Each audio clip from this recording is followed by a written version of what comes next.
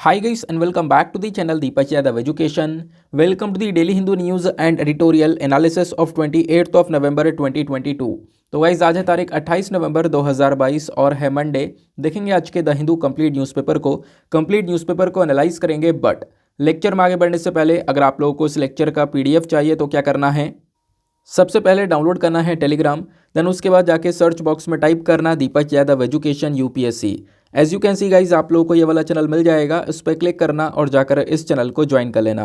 देखो अगर आप लोगों को इस तरीके से ये चैनल नहीं मिलता है तो नीचे डिस्क्रिप्शन बॉक्स में पीडीएफ लिंक के नाम से एक लिंक दिया गया है। जैसे आप उस पर क्लिक करोगे ये चैनल ऑटोमेटिकली ओपन हो जाएगा, इसको जाके ज्वाइन कर लेना।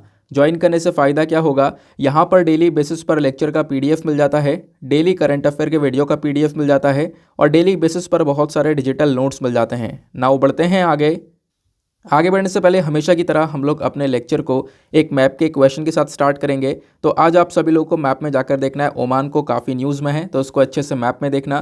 देन उसके बाद आकर नीचे कमेंट सेक्शन में टाइप करना, जिससे कि आप लोग इसको लंबे समय तक याद रख पाओगे। साथ ही साथ एक क्वेश्चन सॉल्व करेंगे जो कि यूपीएससी प्रीवियस ईयर साल 2015 के प्रीलिम्स में पूछा गया था। डेली बेसिस पर हम लोग यहाँ पर एक प्रीवियस ईयर क्वेश्चन को भी सॉल्व करते हैं। क्वेश्चन क्या बोलता है, India is a member of which among the following. नीचे आपको 3 अलग अलग ग्रुप्स के नाम दिए गए हैं, बताना है कि इन तीनों ग्रुप्स में से भारत किन किन ग्रुप का मेंबर है। यहाँ पर आपको पहला नाम देखने को मिलेगा एशिया पैसिफिक इकोनॉमिक कोऑपरेशन, दूसरा association of south east Asian nation, तीसरा ईस्ट एशिया समिट। ये हो गए यहाँ पर तीनों के तीनों ग्रुप्स के नाम। बताओ इंडिया यहाँ पर इसमें से कौन कौन से ग्रुप का मेंबर है। अब यहाँ पर आपको नीचे ऑप्शन दिए गए हैं, option A 1 and 2 only, option B 3 only, option C तीनों ही ग्रुप्स का मेंबर है, या फिर option D India is a member of none of them, यानी कि इन तीनों ही ग्रुप में से किसी का भी मेंबर भारत नहीं है। तो इसका सही आंसर आप सभी को नीचे कमेंट सेक्शन में देना है। एटलीस्ट सभी को इसमें पार्टिसिपेट करना है, जैसे मैं आप लोगों से डेली बेसिस पर बोलता हूं। बाय द वे इसका जो करेक्ट आंसर है वो मैंने आपको टेलीग्राम पर प्रोवाइड करवा दिया है, वहां से भी चेकआउट कर सकते हो। और अगर वहां पर भी आंसर नहीं मिलता है तो अभी कोई परेशान होने की ज़रूरत नहीं है, वीडियो के लास्ट में इसके करेक्ट आंसर का डिस्कशन हम लोग करेंगे। तो चलो शुभारंभ करते हैं और चलते हैं सबसे पहले थंबनेल वाले इंपॉर्टेंट आर्टिकल की तरफ। और उससे पहले मैं आपको बता दूं, देखो कल शाम से आपका जो डेली न्यूज़ एनालिसिस वाला यानी कि एक दूसरा जो वीडियो आया करता था पहले, बीच में इसको डिसकंटिन्यू कर दिया गया था। नाउ अब वो वापस से स्टार्ट हो चुका है।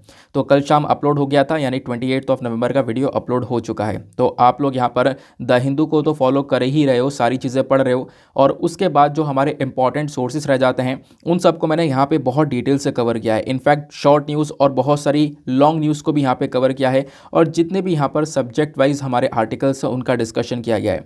तो प्लीज़ आप लोग यहाँ पर इस वाले वीडियो को जाकर एक बार देखना और हैबिट बना लो। शाम को 8:30 बजे के आसपास आपका ये डेली बेसिस पर वीडियो आएगा, जहाँ पर द हिंदू के अलावा जो बाकी सारे इंपॉर्टेंट सोर्सेस होंगे उनको कवर किया जाएगा। क्योंकि देखो पिछले कुछ टाइम पे मैंने इसको कंबाइन करने की कोशिश भी की थी, बट वो पॉसिबल नहीं हो पाया इसको कंबाइन करना, क्योंकि वीडियो बहुत ज़्यादा लेंदी हो जाएगा। और लेंदी भी हो जाने की कोई परेशानी नहीं है, परेशानी है उसको अपलोड करने की। अपलोड करने में जितना लेंदी वीडियो होता है उतना ही ज़्यादा यूट्यूब प्रोसेसिंग लेता है, और फिर उसके बाद यहाँ पर कभी कभी घंटों भर में प्रोसेसिंग हो जाती है। तो मतलब मैं अगर 7:30 बजे तक वीडियो रिकॉर्ड करता हूँ, उसको अपलोड करने छोड़ता हूँ तो 8:30 बजे तक फिर रोज़ाना की कहानी ऐसी बनी रहेगी। तो वो फिर यहाँ पर कहीं ना कहीं प्रॉब्लमेटिक हो जाएगा, सभी का शेड्यूल बिगड़ जाएगा। तो ये चीज़ यहाँ पर थोड़ी बेहतर भी है। हम लोग पहले यही कर रहे थे, लेकिन पुरानी टेक्निक ही हमारी बेटर थी, इस वजह से नई टेक्निक काम नहीं कर पा रही है ना। तो शाम वाला जो वीडियो है उसको सेपरेट करके मैंने अपलोड कर दिया है। प्लीज़ आप लोग जाकर कल वाला वीडियो वॉच करना। और कल से मैं एक चीज़ इंटरेस्टिंग ये भी करूँगा कि जैसे कि आज का जो शाम का वीडियो आएगा ना, उसको अच्छे से आप देख लेना। उस शाम के वीडियो रिगार्डिंग जो भी क्वेश्चन होंगे वो कल वाले द हिंदू के अंदर डिस्कस किए जाएंगे। तो आपका जो एक तरीके से लाइन है ना वो बनी रहेगी। आप दोनों वीडियो से लिंक कर कर चीज़ों को समझते रहोगे, क्वेश्चंस को सॉल्व करते रहोगे, तो ओवरऑल एक प्रैक्टिस होती रहेगी। यानी करंट अफेयर के लिए इन 2 वीडियोस के अलावा आपको कुछ भी नहीं फॉलो करना है। हाँ, इतनी बड़ी बात मैं यहाँ पे बोल रहा हूँ। तो इस प्रकार से यहाँ पर इस वीडियो को डिज़ाइन किया गया था। दूसरी इंपॉर्टेंट चीज़ देखो, अभी बहुत बार होता है ना कि द हिंदू के अंदर कभी तो ज़्यादा आर्टिकल्स आते हैं, ज़्यादा इंपॉर्टेंट आर्टिकल होते हैं, मतलब 1.5 घंटे का टाइम ले लेता है, और कभी यहाँ पर कुछ इंपॉर्टेंट होता ही नहीं है। 3-4 आर्टिकल इंपॉर्टेंट हो गए, जैसे आज के दिन यहाँ पर कुछ खास इंपॉर्टेंट चीज़ें हैं नहीं। तो होगा क्या, मैं उस दिन भी अलग अलग सोर्सेस यहाँ पर द हिंदू के वीडियो में भी डिस्कस कर लूँगा। मतलब ओवरऑल आपका जो करंट अफेयर का सेशन है ना वो बेस्ट तरीके से कवर होगा इन दोनों वीडियोज़ के माध्यम से। ये यहाँ पर कहने का पर्पज़ है, ठीक है ना। वो आज के सेशन में आप लोग समझ जाओगे और कल वाला ये वाला सेशन देख लेना, ठीक है ना। चलो आगे आते हैं। नाउ समझते हैं हमने अपने थंबनेल को। देखो होने क्या वाला है कि 2026 तक भारत को मिल जाएगी पहली टिल्टिंग ट्रेन। और अभी हम लोग बहुत सारी टिल्टिंग ट्रेन्स को डेवलप करने की कोशिश कर रहे हैं, लगभग 100 टिल्टिंग ट्रेन्स को बनाया जाएगा। टिल्टिंग मतलब आप कह सकते हो टिल्ट करना, एक तरफ को झुक जाना, इस प्रकार से यहाँ पर आप कह सकते हो। तो ये टिल्टिंग ट्रेन है क्या, ये चलेगी कैसे, क्या इसका पर्पज़ है, ये बहुत इंपॉर्टेंट चीज़ें हैं जो कि आपको पता होनी चाहिए। तो अभी 2026 तक तो हम लोग को पहली ट्रेन मिल जाएगी, ये टिल्टिंग वाली। इसके अलावा हम लोग क्या करने वाले हैं, जो हमारी वंदे भारत ट्रेन है ना, उसके अंदर इस टिल्टिंग ट्रेन वाली जो टेक्नोलॉजी है वो ऐड अप करने वाले हैं। तो मतलब बहुत सारी टिल्टिंग ट्रेन्स होने वाली है आने वाले समय में। तो ये कॉन्सेप्ट बहुत ज़्यादा न्यूज़ में होने वाला है, पहली बार आया है कॉन्सेप्ट न्यूज़ में, तो उसको आपको समझना होगा। सवाल यह है कि टिल्टिंग ट्रेन काम कैसे करेगी, तो इसको समझते हैं। न्यूज़ मैंने आपको बताया, इंडियन रेलवेज प्लान कर रहा है कि जो टिल्टिंग ट्रेन है उसको इंट्रोड्यूस किया जाएगा 2026 तक। ये टिल्टिंग ट्रेन क्या होने वाली है, क्या कोई नई प्रकार की ट्रेन बनेगी या पटरियां बदली जाएंगी, ऐसा कुछ भी नहीं होने वाला है। ये बेसिकली एक टेक्नोलॉजी है, इस टेक्नोलॉजी को ट्रेन्स के अंदर लगाया जाएगा, जिसकी मदद से जो ट्रेन्स है ना वो कर्व वाले एरिया में भी स्पीड पर चल पाएंगी। अब आप कहोगे ये क्या कहने का पर्पज़ है, इसको समझना। जब आप लोगों ने ट्रेन की पटरियां देखी हैं तो ट्रेन की पटरियां में बीच बीच में बहुत बड़े बड़े कर्व्स होते हैं और कहीं कहीं पर बहुत सारे कर्व्स होते हैं, है ना, इस प्रकार के कर्व देखने को मिलते हैं। अब इस कर्व पर जब ट्रेन चलती है तो इसकी स्पीड धीरे हो जाती है, यानी कि स्लो हो जाती है ना। ऑब्वियस सी बात है, जैसे मान लो कोई सड़क है और सड़क यहाँ पर इस प्रकार से उसमें ऐसा कर्व आ गया है, तो आप अगर एक सीधी रोड है और ऐसे एक कर्व वाली रोड है, तो ऑब्वियस सी बात है आप क्या करोगे, सीधी रोड पे तो स्पीड से निकल जाओगे, लेकिन कर्व वाली रोड में आपको स्पीड थोड़ी सी हल्के करनी पड़ेगी ताकि आप आराम से यहाँ पर इस कर्व को क्रॉस कर सको। वैसे यहाँ पर आपको ये रेलवे वाले लाइन में, यानी कि इन पटरियों के बीच में भी इस प्रकार से कर्व्स देखने को मिलते हैं। तो यहाँ पर ये जो कर्व्स हैं ना, इन कर्व्स के ऊपर भी इन टिल्टिंग ट्रेन को स्पीड कम नहीं करना पड़ेगा। यही एक कॉन्सेप्ट है टिल्टिंग ट्रेन का। यहाँ पर ट्रेन्स को स्पीड कम करने की ज़रूरत है ही नहीं, वो अच्छी खासी स्पीड में इन कर्व्स के थ्रू भी निकल सकती हैं। अब आप कहोगे ट्रेन गिर गई तो नहीं, ये कैसे काम करेगा इसको समझते हैं। देखो इस बात को समझना, नॉर्मली होता क्या है कि मान लो यहाँ पर एक कर्व वाली रोड है। अब कर्व वाली रोड में आप जा रहे हो, सपोज़ यहाँ पर बस में बैठे हो आप, बस वो जा रही है और बस यहाँ पे राइट साइड में घूम जाती है, ऐसे करवाया तो राइट साइड में घूम गई। तो जैसी बस राइट साइड में घूमेगी आप कहाँ पर जाओगे, आप लेफ्ट साइड में हो जाओगे। और अगर बस लेफ्ट साइड में जा रही है तो आप राइट साइड में हो जाओगे। और साथ ही साथ में आपका जो सामान है वो भी जिधर आप हो रहे हो उधर की साइड में खिसक जाएगा। ऐसा होता है ना, ऐसा आपने ट्रैवल किया होगा, इस चीज़ को यहाँ पर फील भी किया होगा बहुत बार। जब भी कर्व्स आते हैं तो इस प्रकार की चीज़ें यहाँ पर नज़र आती हैं।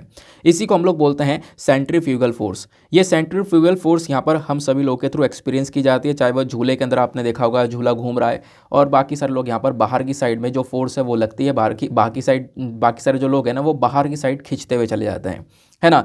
तो यानी कि आप जिस डायरेक्शन में मतलब जिस डायरेक्शन में बस गई है ना, खासकर जो कर्व वाले एरिया हैं, तो उसके अपोजिट डायरेक्शन में आप चले जाते हो। और साथ ही साथ में आप कह सकते हो कि आपका जो लगेज वगैरह जितना भी सामान है वो सब अब उसके अपोजिट डायरेक्शन में चले जाता है ना। ये हमने अभी इसको देखा, ये क्या कहलाता है, सेंट्रीफ्यूगल फोर्स कहलाता है।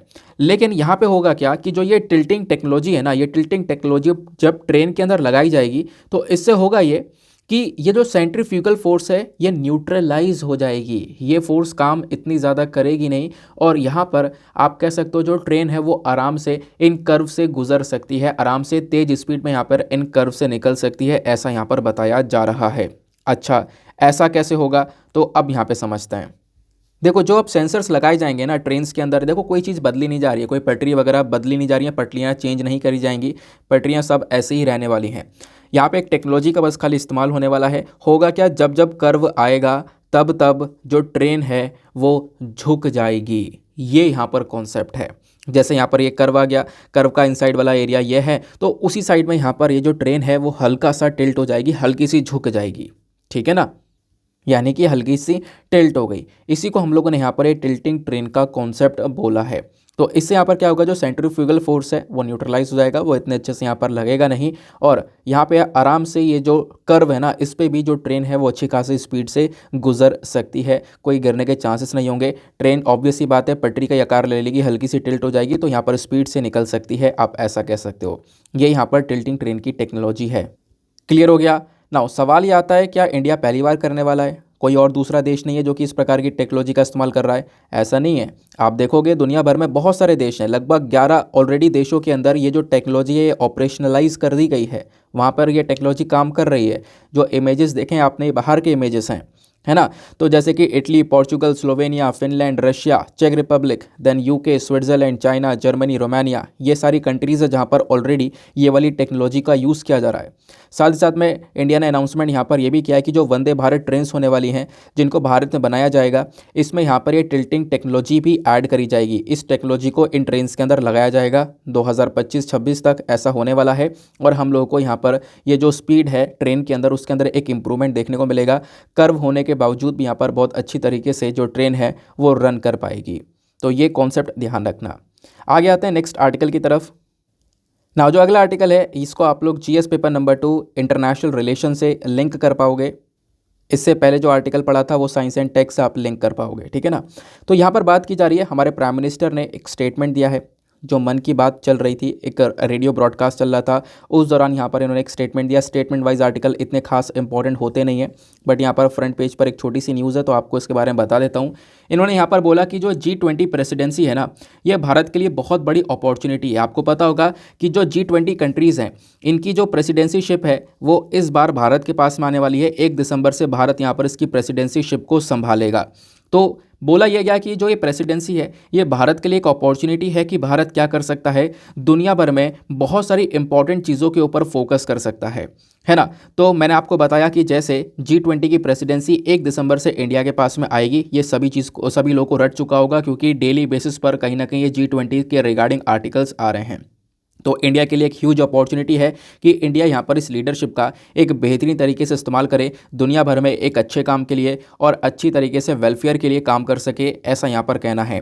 यहाँ पे पीएम मेंशन करते हैं कि हम लोग क्या करने वाले हैं, खासकर एनवायरमेंट के लिए काम करने वाले हैं, है ना। यानी कि एक सस्टेनेबल डेवलपमेंट हो गया, सस्टेनेबल एनवायरमेंट हो गया, इसकी तरफ यहाँ पर ज़्यादा फोकस दिया जाएगा क्योंकि जिस प्रकार से क्लाइमेट चेंज वाली प्रॉब्लम्स देखने को मिल रही हैं, लगातार पॉल्यूशन हो रहा है, इन चीज़ों को टैकल करना बहुत ज़्यादा ज़रूरी है। ऐसे टॉपिक्स भी के ऊपर भी यहाँ पर इंडिया पूरी तरह से फोकस करने वाला है। तो एक छोटा सा आर्टिकल था, तो क्या इस आर्टिकल के रिगार्डिंग कुछ इंपॉर्टेंट चीज़ें कवर नहीं करनी है, सिर्फ एक चीज़ कवर करनी है, G20 के बारे में मैंने आपको कितनी बार पढ़ा दिया है, बहुत बार, है ना। G20 बेसिकली यहाँ पर 20 कंट्रीज़ का ग्रुप है, इसमें एक यूरोपियन यूनियन है, बाकी 19 कंट्रीज़ हैं।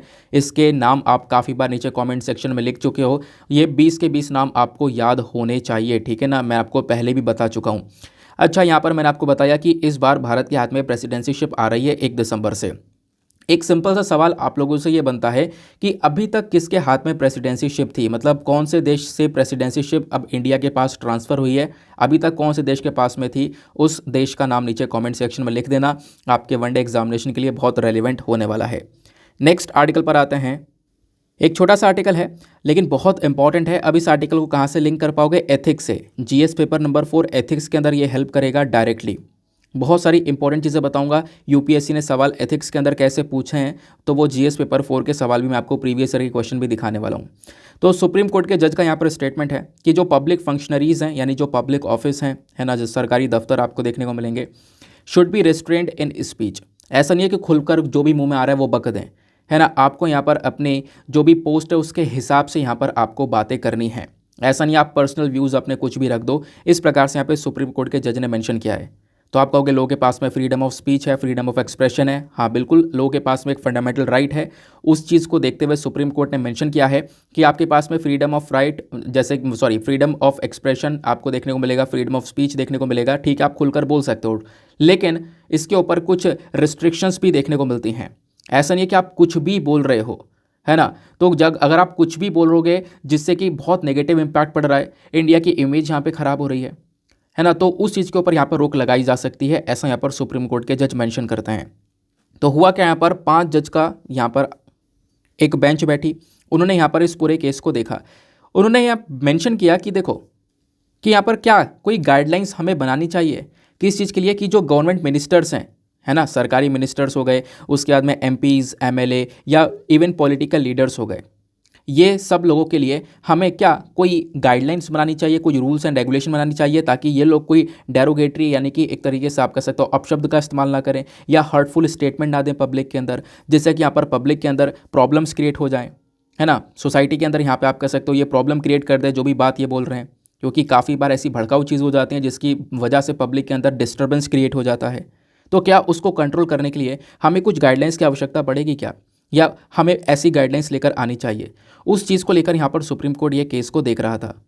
तो यहाँ पे जो जस्टिस बीवी नागरत्ना है, आने वाली हमारी ये पहली महिला चीफ जस्टिस ऑफ इंडिया है ये, तो इनका यहाँ पर क्या कहना है कि आपके पास में भली फ्रीडम ऑफ स्पीच हो, आप खुलकर बोल सकते हो, ठीक है, आपके पास में आपके फंडामेंटल राइट्स हैं, लेकिन इन्होंने बोला it is part of our constitutional culture that we impose self restrictions and not blabber things. ठीक है ना, यानी कि यहाँ पर क्या करा जा सकता है, कुछ ना कुछ यहाँ पर जो सेल्फ रिस्ट्रिक्शंस है वो भी यहाँ पर लागू किए जा सकते हैं, वो यहाँ पर इम्पोज किए जा सकते हैं। आप ऐसा नहीं कि कुछ भी बोल दो, कुछ भी बोल दोगे, अगर इस प्रकार की छूट दे दी गई तो इससे डेफिनेटली बहुत सारा पब्लिक डिस्टर्बेंस होने वाला है। ठीक है ना कहीं कुछ रिस्ट्रिक्शंस यहाँ पर देखने को मिलते हैं, ऐसा यहाँ पर सुप्रीम कोर्ट ने मेंशन किया। अब है क्या मामला, इसको थोड़ा सा और डिटेल से विस्तार से देखते हैं, कुछ इंपॉर्टेंट पॉइंट्स के माध्यम से कैसे सवाल बन सकता है और डिटेल से यहाँ पे कवर करने की कोशिश करेंगे। ठीक है ना, देखो अब आते हैं, होता यहाँ पर है कि कभी कभी बहुत सारी स्पीच दी जाती हैं, है ना, पॉलिटिकल लीडर्स के थ्रू, है ना, या फिर एमपी एमएलएस कुछ भी यहाँ पर पब्लिक के अंदर आकर बोल देते हैं, तो उनको उस जो भी वो बातें बोल रहे हैं वो बिल्कुल कंट्रोल करके यहाँ पर बोलना है। ऐसा ना हो कि कुछ भी अपशब्द यहाँ पर बोल दें पब्लिक के अंदर। तो सुप्रीम कोर्ट ने इस पर्टिकुलर केस को देखा। अब यहाँ पर होता यह है कि इस जजमेंट, ये जो जजमेंट दिया, इसके इंपॉर्टेंट हाईलाइट्स क्या हैं इसको देखते हैं। इन्होंने बोला आर्टिकल 19 क्लॉज 2, यहाँ पे आर्टिकल 19 क्लॉज 2 जो कि आपको पावर दे रहा है फ्रीडम ऑफ स्पीच और एक्सप्रेशन की। ठीक है, आप बोल सकते हो खुलकर, सब कुछ ठीक है, लेकिन आपको ध्यान रखना होगा कि आप कोई बात ऐसी ना बोल दो जिससे हमारे कंट्री की जो इंटीग्रिटी सॉवरिटी है उसको अफेक्ट पहुंच रहा हो, है ना, या फिर पब्लिक ऑर्डर को वो प्रॉब्लम पहुंचा रहा हो, मोरालिटी को वो प्रॉब्लम पहुंचा रहा हो। इन चीज़ों को यहाँ पर ध्यान में रख के आपको बातें बोलनी है। इससे पहले भी यहाँ पर इस पर्टिकुलर टॉपिक के ऊपर जजमेंट्स आ चुके हैं। साल 2017 के अंदर ऑलरेडी यहाँ पर 3 बेंच का एक जजमेंट आया था। उन्होंने यहाँ पर मेंशन किया कि देखो, जो उस समय का केस था ना 2017 वाला, उन्होंने एक केस ये देखा था कि क्या जो पब्लिक फंक्शनरीज हैं, जो मतलब गवर्नमेंट मिनिस्टर्स हैं, सरकारी लोग आपको जो देखने को मिलेंगे, क्या इनको ये फ्रीडम ऑफ स्पीच देना चाहिए कि वो अपने व्यूज़ को एक्सप्रेस कर सकें कुछ सेंसिटिव मैटर्स पर। मान लो कोई कैसा ही सेंसिटिव मैटर चल रहा है जिसकी वजह से यहाँ पे पब्लिक भड़क सकती है, तो उसके ऊपर क्या उनको व्यूज़, अपने खुद के व्यूज़ एक्सप्रेस करने की जो इजाज़त है वो देनी चाहिए। इस पर्टिकुलर केस को यहाँ पर 2017 में देखा था सुप्रीम कोर्ट ने। तो यहाँ पर इस केस को देखते हुए सुप्रीम कोर्ट ने बोला कि देखो, ऐसा बिल्कुल नहीं होने वाला। जो मिनिस्टर होंगे ना, वो अपने पर्सनल व्यू तो नहीं देने वाले किसी भी स्टेटमेंट को लेकर। मतलब कि आप मिनिस्टर जो भी है, गवर्नमेंट मिनिस्टर, वो अपने पर्सनल व्यू नहीं दे सकता। आप जो भी स्टेटमेंट दे रहे हो वो अपनी गवर्नमेंट पॉलिसी से लिंक कर दो, सिंक कर दो। ऐसा ना हो कि आप यहाँ पर कुछ भी बोल दो, अपने खुद के पर्सनल पॉइंट ऑफ व्यूज़ दे दो, क्योंकि आपके पर्सनल पॉइंट ऑफ व्यूज़ को यहाँ पर लेने वाला है नहीं। इससे और प्रॉब्लम्स क्रिएट हो सकती है पब्लिक के अंदर। तो आपने क्या करना होगा, पर्सनल व्यूज़ को बचकर, यानी कि इस पर्टिकुलर चीज़ से बचकर आपको जो स्टेटमेंट देना है वो बिल्कुल दो, लेकिन यहाँ पर गवर्नमेंट पॉलिसी से सिंक करती हुई यहाँ पर स्टेटमेंट देनी होगी। जो सरकार की नीतियाँ हैं उसके हिसाब से आपको यहाँ पर स्टेटमेंट देनी होगी। मतलब अगेन वही बात है कि आपके पास में जो freedom of right of speech है, एक्सप्रेशन है, बिल्कुल आप यहाँ पर इसका इस्तेमाल करो, लेकिन ध्यान में रखा जाए कि इसका बिल्कुल भी गलत यूज़ ना हो। ऐसा ना हो कि यहाँ पर ये पब्लिक के अंदर डिस्टर्बेंस क्रिएट कर सके, है ना, या फिर यहाँ पर सोसाइटी के ऊपर इसका कोई नेगेटिव इम्पैक्ट पड़े। अगर ऐसा होगा तो आपकी इस स्पीच के ऊपर, इस फंडामेंटल राइट के ऊपर रिस्ट्रिक्शंस लगा दिए जाएंगे। ठीक है ना, ये बात आपको क्लियर हो गई। तो ये एथिक्स के लिए बहुत इंपॉर्टेंट पॉइंट है। फिर आर्टिकल में बताया गया कि देखो, यहाँ पर बहुत बड़ी ज़रूरत है किस चीज़ की, हमारे पास में ज़रूरत है एक कोड ऑफ कंडक्ट की। हमें यहाँ पर कोर्ट को क्या करना चाहिए, कोड ऑफ कंडक्ट को लेकर आना चाहिए, है ना। इन पर्टिकुलर केसेस को देखने के लिए हमारे पास में एक कोड ऑफ कंडक्ट होना चाहिए। तो सवाल यही उठता है कि सबसे पहले कि कोड ऑफ कंडक्ट आखिरकार होता क्या है। देखो, code of conduct basically rules and regulations का पूरी तरह से सेट है। यहाँ पर ढेर सारे रूल्स एंड रेगुलेशंस आपको देखने को मिलते हैं, स्टैंडर्ड्स देखने को मिलते हैं, जिसको यहाँ पर आप कह सकते हो कोई भी इंडिविजुअल व्यक्ति है या कोई भी ऑर्गेनाइजेशन है वो यहाँ पर इसको फॉलो करेगा।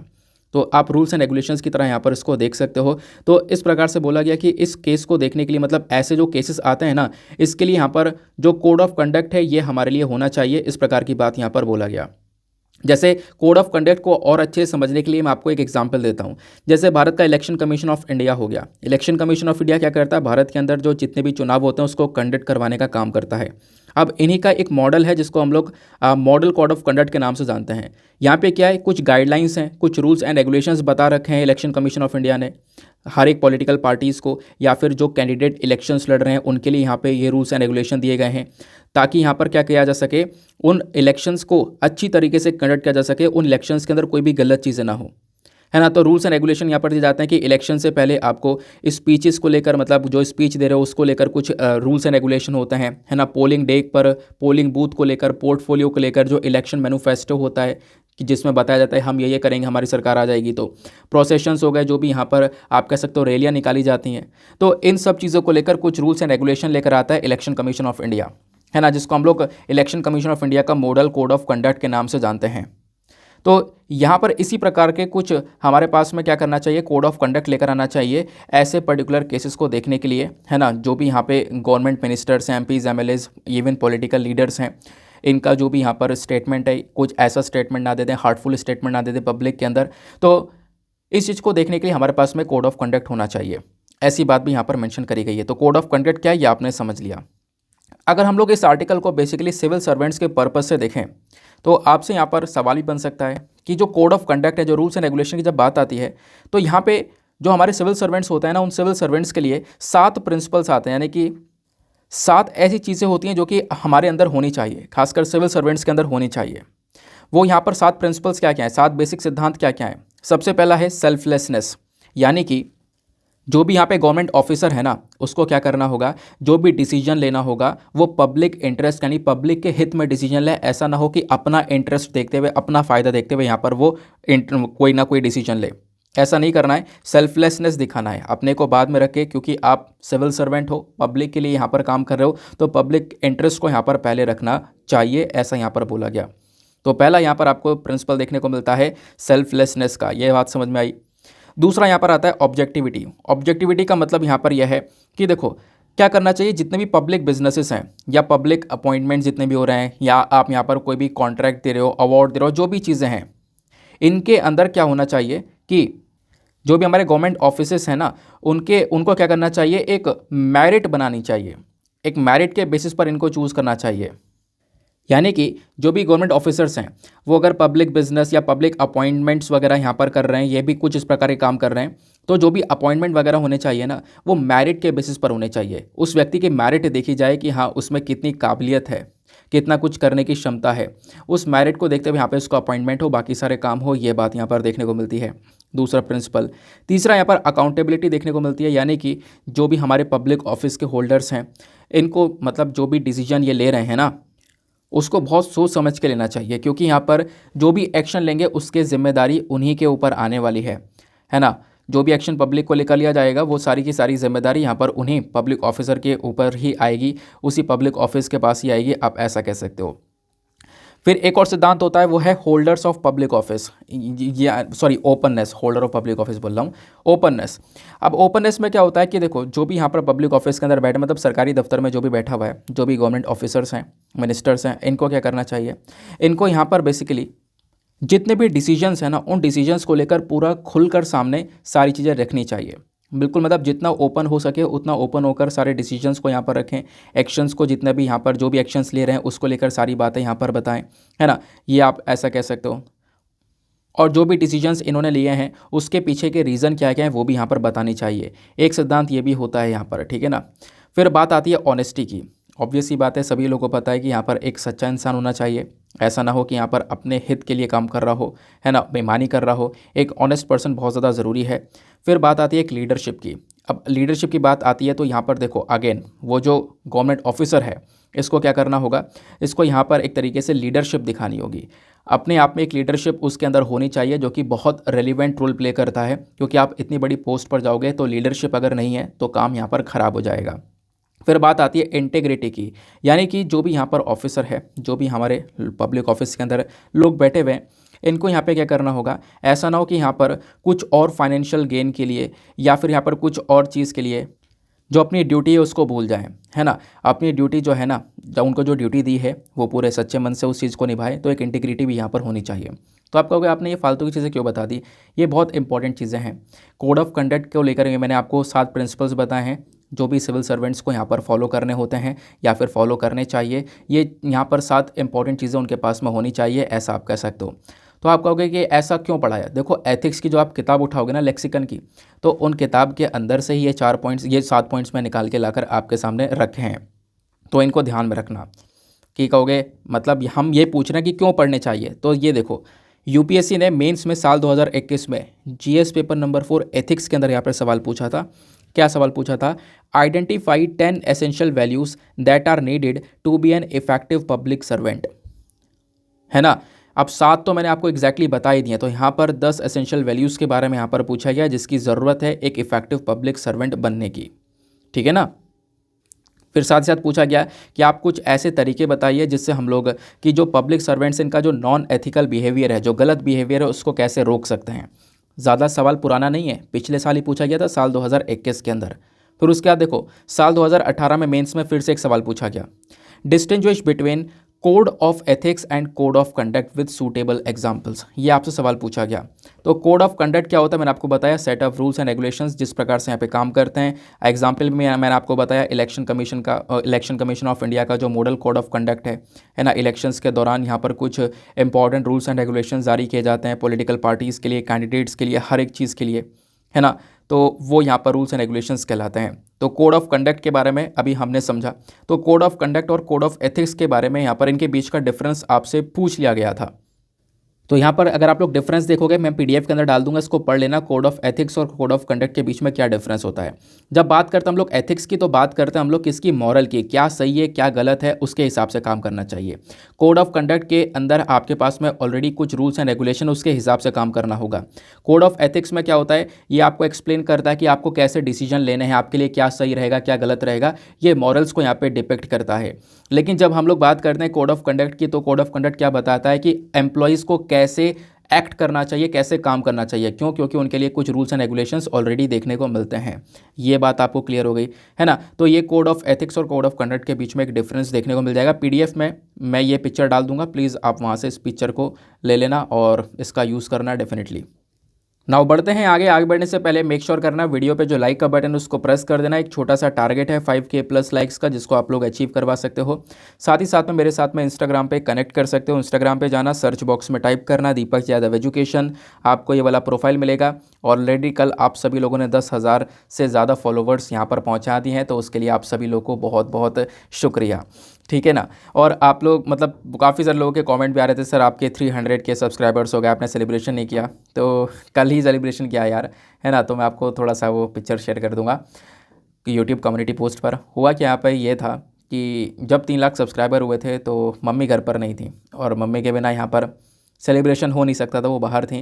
तो कल आई थी, तो इस चक्कर में यहाँ पर कल ही सेलिब्रेशन हो पाया है। बाकी कुछ पिक्चर्स हैं क्लिक की हैं, वो डेफिनेटली मैं आपके साथ में यहाँ पर शेयर करूँगा यूट्यूब के कम्युनिटी पोस्ट पर। फिर जो भी आपसे सवाल पूछे जाते हैं वीडियो के अंदर, उनका आंसर नीचे कमेंट सेक्शन में ज़रूर से दिया करो। आपसे सवाल पूछा गया स्टार्टिंग में प्रीलिम्स का, उसके बाद यहाँ पर आपसे मेंस का सवाल अभी मैं दूंगा। फिर उसके बाद में आपसे यहाँ पर एक सवाल पूछा गया था मैप का। तो ये सारे सवाल हैं, उनका आंसर नीचे कमेंट सेक्शन में दिया करो, ये आपको डायरेक्ट एग्जाम में हेल्प करेंगे। तो हमने यहाँ पर ये वाला आर्टिकल कवर किया। अब उसके बाद यहाँ पर एक और छोटा सा आर्टिकल आता है ये वाला, ठीक है ना। डाउन टू अर्थ का है लेकिन इंपॉर्टेंट है। मैंने आपको बताया जैसे द हिंदू के अंदर कभी आर्टिकल्स बहुत कम होते हैं, कभी ज़्यादा होते हैं। आज यहाँ पर ना के बराबर इंपॉर्टेंट आर्टिकल आए हैं, कुछ है ही नहीं न्यूज़पेपर के अंदर। तो ऑब्वियस सी बात है, डिस्कशन तो रहना है और इंपॉर्टेंट तरीके से डिस्कस करना है। तो जो भी आर्टिकल इंपॉर्टेंट रहेंगे बाकी सोर्सेस में, उसको मैं यहाँ पर भी डाल दिया करूँगा, डोंट वरी। देखो एक आर्टिकल है, इसको आप बिल्कुल भी स्किप नहीं कर सकते। पहले भी सवाल पूछा गया है, पॉसिबिलिटी आने वाले समय पर सवाल पूछा जाए, क्योंकि जो अमेजन के फॉरेस्ट हैं ये पिछले 2 सालों से लगातार न्यूज़ में बने हुए हैं। तो यहाँ पर अभी रिसेंटली एक रिपोर्ट आती है, उस रिपोर्ट ने बताया कि जो अमेजन के जंगल हैं वो जंगल बहुत बुरी तरह से डैमेज हो गए हैं, काफ़ी सारा एरिया पूरी तरह से डैमेज हो गया है। देखो डाउन टू अर्थ का पूरा आर्टिकल मैंने यहाँ पर लगा दिया है, आपको मैं पीडीएफ में भी दे दूंगा। हुआ यहाँ पर ये कि जो अमेजन के फॉरेस्ट है ना, ये कार्बन सिंक का काम करते हैं। मतलब जो भी हमारे एनवायरनमेंट के अंदर पोल्यूशन होता है उसको एब्जॉर्ब करने का काम करते हैं। सबको ही पता है कि जो पेड़ पौधे हैं वो पोल्यूशन को एब्जॉर्ब करने का काम करते हैं। लेकिन हुआ यहाँ पर यह है कि जब यहाँ पर ये पेड़ पौधे ही नहीं बचेंगे, जंगल को डैमेज कर दोगे, तो कहीं ना कहीं जो पोल्यूशन है वो बहुत ज़्यादा एनवायरनमेंट के अंदर बढ़ता रहेगा, वो एब्जॉर्ब होने की उसकी जगह ही नहीं है। और बात की जाती जब अमेजन के जंगल की, तो अमेजन के जंगल आपको ब्राज़ील में देखने को मिलेंगे। इन जंगल को हमारे पृथ्वी का लंग्स बोला जाता है। अमेजन के जंगल यहाँ पर आप कह सकते हो प्लानट के लंग्स कहलाते हैं। तो ये बहुत इंपॉर्टेंट है। लेकिन यहाँ पर लंग्स आज के समय पर बहुत ज़्यादा डैमेज हो रहे हैं। लगभग यहाँ पर बोला क्या कि इस पूरे रेन फॉरेस्ट का, इस पूरे जंगल का लगभग 35% जो एरिया है ना, वो तो यहाँ पे आप कह सकते हो पूरी तरह से या फिर थोड़ी तरह से ख़त्म हो चुका है। ऐसा खुद यहाँ पर एक रिपोर्ट ने बताया, जो रिपोर्ट आई है वर्ल्ड वाइल्ड लाइफ फोना की साइट से। यहाँ पर एक एस्टिमेशन ये बताया गया, मतलब जो रिपोर्ट है, इस रिपोर्ट का नाम मैं बता देता हूँ। इस रिपोर्ट का नाम है living Amazon report 2022। Latest report है, 2022 की रिपोर्ट है, इसको बहुत अच्छे से पढ़ लेना। यहाँ पे बताया गया कि 17% जो अमेजन फॉरेस्ट है वो तो डिग्रेड हो चुका है, ख़त्म हो चुका है। बाकी यहाँ पर जो 18% का और फॉरेस्ट है उसको अलग अलग पर्पज़ के लिए कन्वर्ट कर दिया है, यानी वहाँ पे कुछ और काम किया जा रहा है। तो ये जो अभी रिपोर्ट रिलीज़ करी गई है, रिपोर्ट का नाम जो मैंने आपको बताया है ना, ये जो रिपोर्ट है ये कब रिलीज़ करी गई है, जो कॉन्फ्रेंस ऑफ पार्टी COP27 की जो मीटिंग हुई थी उसके मीटिंग के दौरान, है ना। तो इजिप्ट के अंदर शार्म एल शेख में ये मीटिंग चली, वहीं पर ये रिपोर्ट रिलीज़ करी गई। नाउ अब इस रिपोर्ट का डिस्कशन क्या है वो मैंने आपको बताया। अब क्या इतने से काम चल जाएगा? बिल्कुल नहीं। इस आर्टिकल का आपको ढेर सारा बैकग्राउंड पढ़ना होगा, जो कि आपको एग्जाम में बहुत अच्छी तरीके से हेल्प करेगा। कैसे हेल्प करेगा वो अभी आप में थोड़ी देर में यहाँ पर समझ पाओगे। ना जब हम लोग बात करते हैं अमेजन रेन फॉरेस्ट की, तो इस रिपोर्ट ने क्या बताया, लिविंग अमेजन रिपोर्ट 2022 जो आई थी, इसने क्या क्या बताया मैंने आपको बता दिया। ये रिपोर्ट कब रिलीज़ हुई है, तो 27वां जो कॉन्फ्रेंस ऑफ पार्टीज़ की मीटिंग हुई थी अभी रिसेंटली, उस मीटिंग के दौरान यहाँ पर इस रिपोर्ट को रिलीज़ किया गया। इस रिपोर्ट ने बताया कि 35% के आसपास जो जंगल है वो पूरी तरह से डिग्रेड हो चुका है, ख़त्म हो चुका है। अमेजन के फॉरेस्ट के जो मतलब अमेजन के जो ये जंगल है ना, इनको नुकसान किस किस चीज़ की वजह से हो रहा है, तो पहला तो डिफॉरेस्टेशन की वजह से हो रहा है। लगातार पेड़ों की कटाई हो रही है, वहाँ पर ढेर सारे पेड़ काटे गए हैं। और हमने देखा था पिछले साल बहुत ज़्यादा बड़ी आग भी लग गई थी अमेजन के जंगलों के अंदर। तो या तो फॉरेस्ट फायर की वजह से यहाँ पर नुकसान पहुँचा है, या फिर यहाँ पर डिफॉरेस्टेशन की वजह से बहुत ज़्यादा नुकसान पहुँचा है। इनफैक्ट यहाँ पर आप कह सकते हो कि जो सरफेस वाटर है वो भी यहाँ पर ख़त्म होता हुआ चले जा रहा है, सरफेस वाटर पॉल्यूट होता हुआ चले जा रहा है। तो मतलब आप इमेजिन करो, प्लैनेट का लंग्स कहलाने वाला जो एरिया वो पूरी तरह से ख़त्म हो रहा है। उसको लंग्स किसी पर्पज़ की वजह से तो बोलते होंगे, इसलिए बोलते हैं क्योंकि दुनिया भर में जो ऑक्सीजन है उसमें एक बहुत बड़ा कंट्रीब्यूशन ये देता है। बहुत सारी ऑक्सीजन पूरे दुनिया भर को ये जंगल प्रोवाइड करवाते हैं। बट यहाँ पर इनको इस प्रकार से डैमेज करना या इनको इस प्रकार से नुकसान पहुँचना आने वाले समय पर ह्यूमन बींग्स के लिए और ज़्यादा खतरनाक साबित हो सकते हैं। देखो हो क्या रहा है ना, यहाँ पर बहुत सारी इकोनॉमिक एक्टिविटीज़ चलाई जा रही हैं। वहाँ की सरकार ने एग्जैक्टली यहाँ पर क्या किया, ढेर सारी इकोनॉमिक एक्टिविटीज़ को चलाने की कोशिश करी। जंगल को काट कर वहाँ पर एग्रीकल्चर यानी खेती करने की कोशिश करी। इलीगल एक्टिविटीज़ यहाँ पर हो रही हैं बहुत ज़्यादा। पुअर प्लांट इंफ्रास्ट्रक्चर बन रहा है, ढेर सारे होटल्स और ये सारी चीज़ें यहाँ पर बनाई जा रही हैं, इंफ्रास्ट्रक्चर बन रहा है। इससे क्या हो रहा है, पूरा रीजन खतरे में आ चुका है। इससे लगातार डिफॉरेस्टेशन हो रहा है, लगातार यहाँ पर ये जो एरिया है वो ख़त्म होता हुआ जा रहा है, बुरी तरह से अफेक्ट हो रहा है। आप देखोगे तो लगभग 600 से ज़्यादा जो इंफ्रास्ट्रक्चर प्रोजेक्ट्स हैं ना, वो यहाँ पर आप कह सकते हो ऑपरेशन में है, वो लगातार यहाँ पर पूरे हो रहे हैं, उनके ऊपर काम किया जा रहा है इन जंगलों के अंदर। तो आप इमेजिन कर सकते हो कि मतलब 600 से ज़्यादा प्रोजेक्ट्स यहाँ पर उस जंगल के अंदर बनाए जा रहे हैं। लगभग 200 प्लांट रोड प्रोजेक्ट्स हैं। फिर उसके बाद में 400 ऑपरेटिंग और प्लांट डैम्स और न्यूमरस माइनिंग प्रोजेक्ट्स यहाँ पर बनाए जा रहे हैं। तो इतने सारे जो प्रोजेक्ट्स बन रहे हैं ना, ये लगातार ढेर सारा केमिकल्स जो है वो रिलीज़ कर रहे हैं और पानी भी पल्यूट हो रहा है, वहाँ का एनवायरनमेंट भी डैमेज हो रहा है, जंगल को नुकसान पहुँच ही रहा है। वो बातें यहाँ पर इस लेटेस्ट रिपोर्ट ने बताई हैं। अब थोड़ा सा डिस्कशन कर लेते हैं अमेज़न के जंगल के बारे में। ये तो आपने डिस्कस कर लिया कि हाँ क्या हो रहा है वहाँ पर। अमेज़न के जंगल के बारे में जब हम लोग बात करते हैं ना, तो अपने आप में ही ये एक बहुत इंपॉर्टेंट एरिया है। एक ट्रॉपिकल फॉरेस्ट आपको ये देखने को मिलेगा। यहाँ पर ये वेरी वेट प्लेस की कैटेगरी में आता है। बहुत ज़्यादा गीला रहता है। गीला इसलिए रहता है क्योंकि हर साल 200 सेंटीमीटर के आसपास यहाँ पर बारिश होती है और हर साल आप देखोगे काफ़ी बारिश यहाँ पर देखने को मिलती है। जो टेम्परेचर है ना, वो 20 डिग्री से लेकर 35 डिग्री सेल्सियस के बीच में रहता है। और इस प्रकार के जो जंगल हैं वो ब्राज़ील में देखने को मिलेंगे। उसके अलावा Asia, Australia, Africa, south America, central America, Mexico वाले रीजन में भी देखने को मिल जाते हैं, है ना। ब्राज़ील जो देश है ना, इसका 40% जो एरिया है वो बेसिकली इन्हीं अमेज़न के जंगल से घिरा हुआ है। लेकिन उसके बावजूद भी यहाँ पर ये हालात जो हुए हैं उसकी वजह से बहुत ज़्यादा नुकसान यहाँ पर उन जंगल को पहुँचा है। मैं आपको थोड़ा सा अभी मैप में पिक्चर दिखाता हूँ। जब आप लोग मैप को देखोगे ना तो इस प्रकार से आओगे तो ये साउथ अमेरिका है, इसके ऊपर नॉर्थ अमेरिका देखने को मिलेगा। तो साउथ अमेरिका वाले रीजन में ही यहाँ पर आपको ब्राज़ील देखने को मिल जाता है ना। ये पूरा साउथ अमेरिका का मैप है। एक सेकंड रुक जाओ, कलर चेंज कर लेता हूँ। ये पूरा साउथ अमेरिका का मैप है और इस साउथ अमेरिका के मैप में यहाँ पर आपको ब्राज़ील देखने को मिलेगा।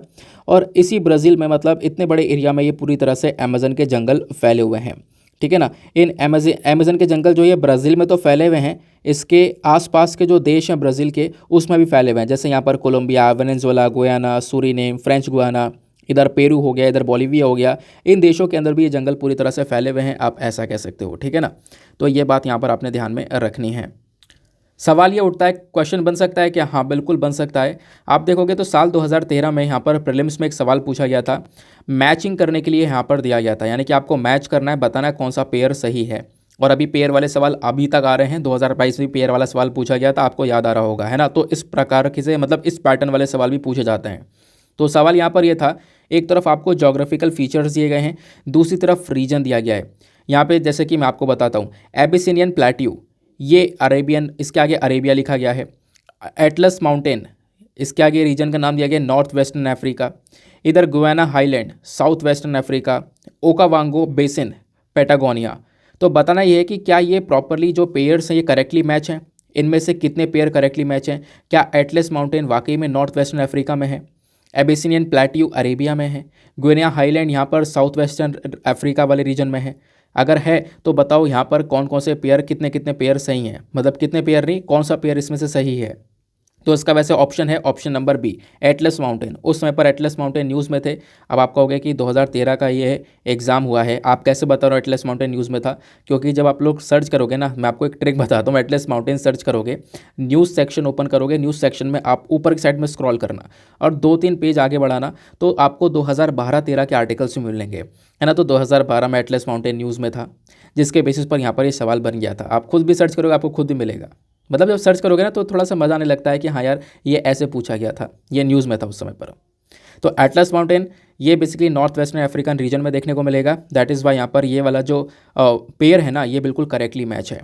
बाकी सारे जो पेयर्स हैं उनका एक्सप्लेनेशन यहाँ पर दिया गया है, पीडीएफ में डाल दूंगा, आप लोग यहाँ पर इसको चेक कर लेना। तो एटलस माउंटेन की जो सीरीज़ है ना, ये आपको नॉर्थ वेस्टर्न अफ्रीका में देखने को मिलेगी, मैंने आपको बताया। साउथ वेस्ट से नॉर्थ वेस्ट तक यहाँ पर ये पूरी सीरीज़ जा रही है। यहाँ पे बहुत सारे एरिया को ये कवर करती है, मोरक्को, अल्जीरिया, टूनिशिया के अंदर आपको ये माउंटेन्स देखने को मिल जाते हैं। बात करेंगे एबिसियन प्लेट्यू की, तो एबिसियन प्लेट्यू बेसिकली इथियोपिया के अंदर है, अफ्रीका के अंदर। दैट इज़ वाई स्टेटमेंट 1 जो हमारा वो गलत हो जाता है। दूसरा स्टेटमेंट क्यों सही है अभी हमने डिस्कस कर लिया।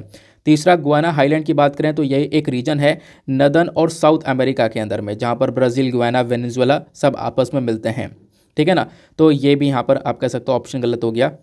देन यहाँ पर ओकावांगो जो रिवर बेसिन है, ये चौथी लॉन्गेस्ट रिवर सिस्टम आपको देखने को मिलेगी सदर्न अफ्रीका के अंदर। तो ये ऑप्शन यहाँ पर ये भी गलत हो जाता है। तो स्टेटमेंट जो 2 है ना, बेसिकली ऑप्शन बी जो है वो हमारा सही है, बाकी यहाँ पर 3 ऑप्शन गलत हैं, ये मैंने आपको बता दिया।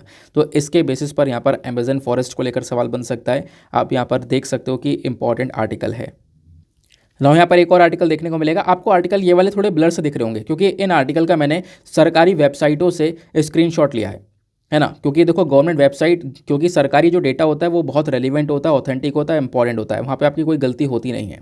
तो वहाँ से डायरेक्ट जैसे पीआईबी से डेटा आप उठा लो तो वो डेटा बहुत रेलिवेंट होता है और बहुत सटीक डेटा होता है। जैसे यहाँ पर आपको एक डेटा देखने को मिलेगा, मैं आपको ये प्रोवाइड करवा रहा हूँ और इंपॉर्टेंट है, एग्जाम में सवाल बनेगा। इसको आप लोग जीएस पेपर नंबर 3 एनवायरमेंट से लिंक कर पाओगे।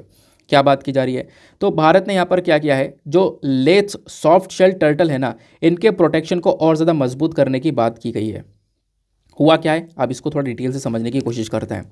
अभी मैंने आपको बताया कि अभी यहाँ पर COP27 यानी कॉन्फ्रेंस ऑफ पार्टी 27 की मीटिंग हुई थी इजिप्ट के अंदर में। ये बात तो यहाँ पर अलग हो गई। ये जो कॉन्फ्रेंस ऑफ पार्टी की मीटिंग थी ना, इसका काम क्या है, क्लाइमेट चेंज के ऊपर फोकस करना, एनवायरमेंट के ऊपर फोकस करना। इसके अलावा उसी समय पर एक और मीटिंग चल रही थी, किसकी, साइट्स की।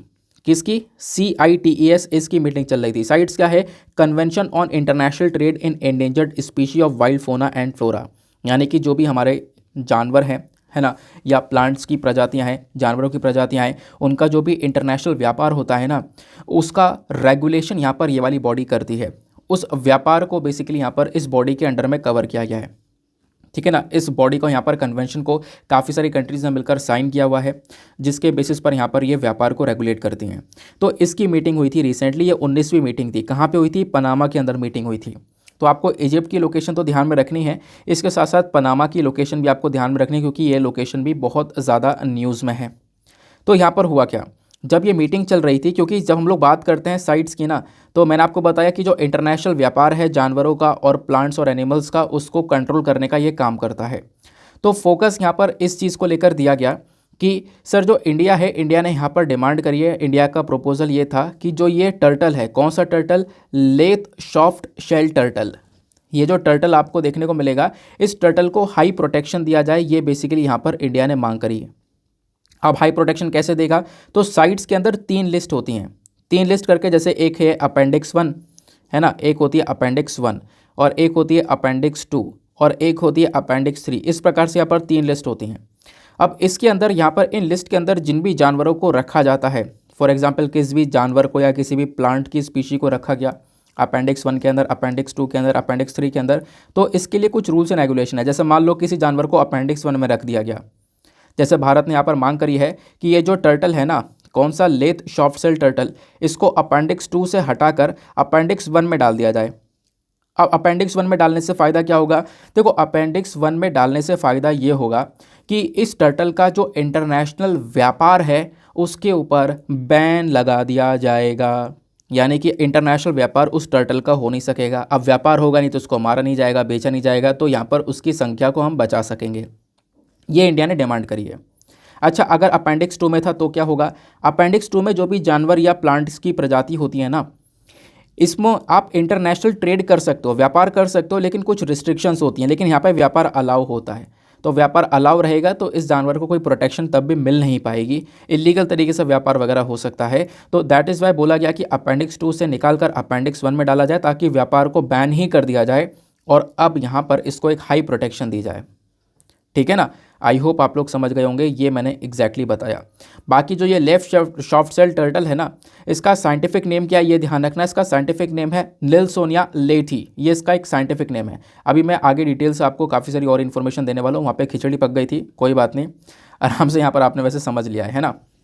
चलो अब हम लोग बात करते हैं किस चीज़ के बारे में, इस टर्टल के बारे में। क्या क्या हुआ है टर्टल को लेकर वो इन्फॉर्मेशन हमने ऑलरेडी डिस्कस कर ली है, क्या क्या, हाँ ठीक है। अब डायरेक्टली बात करते हैं इस टर्टल के बारे में। जो लेट सॉफ्ट सेल टर्टल है ना, इसको निल्सोनिया लेथी के नाम से जानते हैं, इसका एक साइंटिफिक नेम है। ये अपने आप में यहाँ पर एक fresh water soft shell turtle है, यानी कि साफ पानी में पाया जाने वाला यहाँ पर ये टर्टल है, जो कि आज के समय पर पेनिनसुलर इंडिया के अंदर पाया जाता है, यानी कि इंडिया का जो रीजन है इस प्रकार से नीचे का, यहाँ पर आपको जो इंडियन ओशन देखने को मिलता है, बाकी सारे ओशंस देखने को मिलते हैं, यानी कि Arabian Sea, Bay of Bengal, जो ये रीजन्स देखने को मिलते हैं, यहाँ पर ज़्यादातर आपको ये टर्टल देखने को मिलेगा, मतलब खासकर पेनिनसुलर रीजन में ये देखने को मिलेगा, जो इंडिया का जो कोस्टल वाला रीजन है। बाकी अगर हम थ्रेट्स की बात करें तो इस टर्टल को काफ़ी खतरा पहुंचा है पिछले कुछ समय पर। पिछले 30 सालों के अंदर इसकी पॉपुलेशन बहुत ज़्यादा कम हुई है, क्योंकि इसको इलीगल तरीके से पोच किया गया है, इलीगल हंटिंग करी गई है, इलीगल तरीके से इसको कंज्यूम भी किया जाता है, इलीगल तरीके से इसका व्यापार भी होता है, बाहर बेच दिया जाता है इसको मीट के लिए, बाकी सारे पर्पजेज़ के लिए। दैट इज़ वाई यहाँ पर इनकी संख्या लगातार कम हो रही थी। नाउ जो पॉपुलेशन है इस टर्टल की स्पीशी की, वो आप कह सकते हो कि 90% से कम हो गई है पिछले 30 सालों के अंदर, तो आप इमेजिन कर सकते हो। इस वजह से यहाँ पर इसको बचाना थोड़ा सा इंपॉर्टेंट हो जाता है। पता है क्यों इतना इंपॉर्टेंट है, क्योंकि जब आप इसका प्रोटेक्शन स्टेटस देखोगे ना, तो इस टर्टल को IUCN के अंदर क्रिटिकली एंडेंजर्ड कैटेगरी में डाला है। क्रिटिकली एंडेंजर्ड कैटेगरी के अंदर है, कुछ ही मात्रा में इसकी संख्या बची हुई है, वो अगर ख़त्म हो जाती है ना तो ये एक्सटिंक्ट कैटेगरी के अंदर आ जाएगा ये टर्टल। एक्सटिंक्ट कैटेगरी के आने का अंदर का मतलब है कि ये प्रजाति पूरी तरह से समाप्त हो जाएगी। समाप्त मतलब आने वाले समय पर हम फिर याद ही करेंगे कि हाँ, लेथ सॉफ्ट सेल टर्टल कोई टर्टल हुआ करता था। तो इस प्रकार से हालात यहाँ पर इस पर्टिकुलर टर्टल के देखने को मिल रहे हैं। ठीक है ना, वाइल्ड लाइफ प्रोटेक्शन एक्ट के अंदर इसको शेड्यूल 4 में रखा गया है, साइट्स अपेंडिक्स 1 के अंदर डालने की यहाँ पर मांग की गई है। ये मैंने ऑलरेडी आपको यहाँ पर इसके बारे में बताया। तो क्या यहाँ पर सवाल बन सकता है, बिल्कुल बन सकता है। देखो UPSC ने साल 2015 में एक सवाल पूछ लिया था, which one of the following is the national aquatic animal of India. एक ऐसा सवाल था, national aquatic animal of India क्या है, तो इसका करेक्ट आंसर है सी, गैंगेटिक डॉल्फिन, है ना। फिर उसके बाद में आप देखोगे ऐसे ही और भी सवाल पूछे गए थे, जैसे काफ़ी सारे जानवर दे दिए गए जो कि उस समय पर न्यूज़ में थे, उनका IUCN स्टेटस पूछ लिया गया कि ये कौन सी कैटेगरी में, इसमें से बताओ इंडिजिनस कैटेगरी में कौन सा है। इस प्रकार का सवाल साल 2011 में पूछा गया था। ठीक है ना, तो ध्यान रखना सवाल कहीं से भी बन सकता है, आपकी तैयारी पूरी होनी चाहिए। नेक्स्ट आर्टिकल पर आते हैं। नाउ आते हैं एडिटोरियल डिस्कशन पर। आज हमारे पास में 3 इंपॉर्टेंट एडिटोरियल हैं, है ना। वैसे द हिंदू के 2 इंपॉर्टेंट एडिटोरियल को लेंगे और एक हम लोग लेने वाले हैं बिजनेस लाइन के एडिटोरियल को, वो भी बेसिकली द हिंदू का ही न्यूज़पेपर है ना, द हिंदू बिजनेस लाइन का। तो तीनों एडिटोरियल बहुत इंपॉर्टेंट है एग्जाम के लिए, क्योंकि आपको पता होगा मैं एडिटोरियल के ऊपर जो फोकस देता हूँ वो एग्जाम रिलेटेड वाले एडिटोरियल को ही कवर करने की कोशिश करता हूँ, कोई फालतू की बातचीत वाले एडिटोरियल नहीं होते, है ना। तो अभी आपको पता होगा हमेशा की तरह एडिटोरियल डिस्कशन से पहले हम लोग एक मेंस का क्वेश्चन लेते हैं। तो आज का मेंस का क्वेश्चन क्या है, पहले मैं आपको क्वेश्चन बताता हूँ, फिर उसके बाद में हम लोग डिस्कशन को स्टार्ट करेंगे। क्वेश्चन यहाँ पर है, discuss the major challenges related to Indian judiciary. यानी जो हमारी इंडियन जुडिशरी है उसके संबंध में क्या क्या चैलेंजेस, क्या क्या परेशानियां देखने को मिल रही हैं, वो डिस्कस करनी है। साथ ही साथ में आपको यहाँ पर कुछ सजेशन देना है कुछ इनोवेटिव सॉल्यूशंस का, कि क्या क्या नए उपाय हो सकते हैं, क्या क्या सॉल्यूशंस हो सकते हैं जिससे कि हम अपने जुडिशियल सिस्टम की इफेक्टिवनेस को बढ़ा सकते हैं, जुडिशियल सिस्टम की इफेक्टिवनेस को इम्प्रूव किया जा सकता है ना। तो ये यहाँ पर आपको सवाल देखने को मिलेगा। तो कहोगे सवाल काफ़ी इंटरेस्टिंग सा है, बिल्कुल इंटरेस्टिंग सा है। और करना क्या है, देखो अभी मैं आपको इसके बारे में थोड़ा सा डिटेल से समझाऊंगा, एक एडिटोरियल डिस्कस करूंगा, वहाँ से आपको ढेर सारा आइडिया मिल जाएगा कि मुझे लिखना क्या है, क्योंकि उस एडिटोरियल के संबंध में ये आपसे प्रश्न पूछा गया है। आंसर लिखना, लिखने के बाद में कहाँ पे सबमिट करना है, टेलीग्राम पर जाना, सर्च बॉक्स में टाइप करना Deepak Yadav education mains answer writing, full form लिखना, आपको वो चैनल मिल जाएगा। लगभग 39,000 के आसपास वहाँ पे ऑलरेडी जो लोग हैं वो जुड़ चुके हैं, डेली बेसिस पर आंसर्स लिख रहे हैं। आप भी अपने आंसर्स को लिखना और लिखकर सबमिट करना है। के साथ साथ एक छोटा सा काम करना है, एटलीस्ट सभी लोगों को दो दो आंसर्स रिव्यू करना है। जब सभी लोग दो दो आंसर्स को रिव्यू करेंगे तो इससे ढेर सारा बेनिफिट्स मिलेंगे आपको भी और सामने वाले को भी। जैसे आपके पास में कुछ इंपॉर्टेंट पॉइंट्स मिल जाएंगे, है ना, और उसके साथ साथ यहाँ पर जो सामने वाला है, सामने वाले के अगर आंसर में कोई मिस्टेक होती है तो उस मिस्टेक को आप यहाँ पर बता पाओगे। तो इस तरीके से यहाँ पर वो काम किया जा सकता है। क्लियर हो गया? चलो आगे आते हैं। तो जो हमारा पहला एडिटोरियल होने वाला है वो बिजनेस लाइन का हम लोग लेंगे, basically the Hindu business line का। तो ओपिनियन सेक्शन पर यहाँ पर राइटर ने लिखा है a burden judiciary needs help. जो हमारी जुडिशरी है ना, इसके ऊपर इतना सारा बर्डन है जिसके बेसिस पर ये आर्टिकल लिखा गया। बोला गया कि जो हमारी बर्डन, यानी कि ये इस जिस तरीके से यहाँ पे बर्डन, जिस तरीके से बोझ हमारी जुडिशरी के ऊपर है, उस जुडिशरी को एक मदद की ज़रूरत है। वो मदद क्या है वो यहाँ पर राइटर ने कहने की कोशिश करी है। तो एक अच्छा आर्टिकल है, जीएस पेपर नंबर 2 पॉलिटी से आप इसको लिंक कर पाओगे। तो यहाँ पर आपको करना क्या है, बस खाली नीचे स्क्रीन पर सारी चीज़ों को देखते हुए चलना, अच्छे से सुनते हुए चलना, काम आपका यहीं पर ख़त्म हो जाएगा। देखो बात ये की जाती है, जो जुडिशरी है हमारी ना, वो एक सबसे रिस्पॉन्सिबल बॉडी है। इसका काम है जो भी हमारे कानून जो भी बने हैं ना, उसको अच्छे से यहाँ पे फॉलो करवाने का काम यहाँ पर जुडिशरी का देखने को मिलता है। हमारे संविधान के लिए जो जुडिशरी है वो एक डिफेंडर का काम करती है। हमारे संविधान के अंदर अगर हम लोग बात करें, जुडिशरी एक बहुत इंपॉर्टेंट सिस्टम के अंदर रखी गई है, जहां पर सुप्रीम कोर्ट बिल्कुल टॉप पर है। सुप्रीम कोर्ट सबसे टॉप पर है, एक अपेक्स कोर्ट की तरह वो देखा जाता है। फिर उसके नीचे यहाँ पर हमारे हाई कोर्ट्स वगैरह देखने को मिलते हैं, फिर बाकी सारे और लोअर कोर्ट्स देखने को मिलते हैं, है ना। लेकिन बात करें हम इंडियन जुडिशरी की, तो इंडियन जुडिशरी आज के समय पर ढेर सारी प्रॉब्लम्स को एक्सपीरियंस कर रही है। बहुत सारी दिक्कतें हमारी जुडिशरी के अंदर देखने को मिल रही हैं। और जो लोग हैं ना, वो आज के समय पर जुडिशियल सिस्टम के अंदर जो फेथ है, एक विश्वास है, उसको लूज़ करते हुए जा रहे हैं। वो विश्वास लोगों के अंदर ख़त्म हो रहा है ना। अब विश्वास ख़त्म हो रहा है तो लोग अपनी जो भी दिक्कतें होते हैं, जो भी यहाँ पे प्रॉब्लम्स हैं, उनको रिजॉल्व करने के लिए जो कोर्ट्स हैं वहाँ तक जा ही नहीं रहे हैं, जुडिशरी के पास में जा ही नहीं रहे हैं। तो ये प्रॉब्लम्स आज के समय पर नज़र आ रही है। और सबसे बड़ी प्रॉब्लम यहाँ पर है जस्टिस डिले, यानी कि बहुत देरी से जस्टिस मिलना। तो बेसिकली एक पूरा टर्म है, यहाँ पर एक सेंटेंस बोला जाता है, justice delayed is justice denied. यानी कि आपने यहाँ पर अगर किसी भी व्यक्ति का मतलब कोई केस है, उसको आप अगर इंसाफ दिलवा रहे हो, अगर आपने उसमें बहुत देरी कर दिया, जैसे लग ही आता है, सालों लग जाते हैं किसी भी केस को देखने में, कई केस में 10-10 साल लग जा रहे हैं। तो इतने टाइम बाद यहाँ पर हाथों हाथ अगर फैसला हो रहा है तो बहुत अच्छी बात है। लेकिन इतने टाइम बाद हो रहा है तो मतलब यहाँ पर आप कह सकते हो उस व्यक्ति को कितने टाइम बाद जस्टिस मिला है, तो एक तरीके से यहाँ पर उसको मिला ही नहीं जस्टिस हाथों हाथ।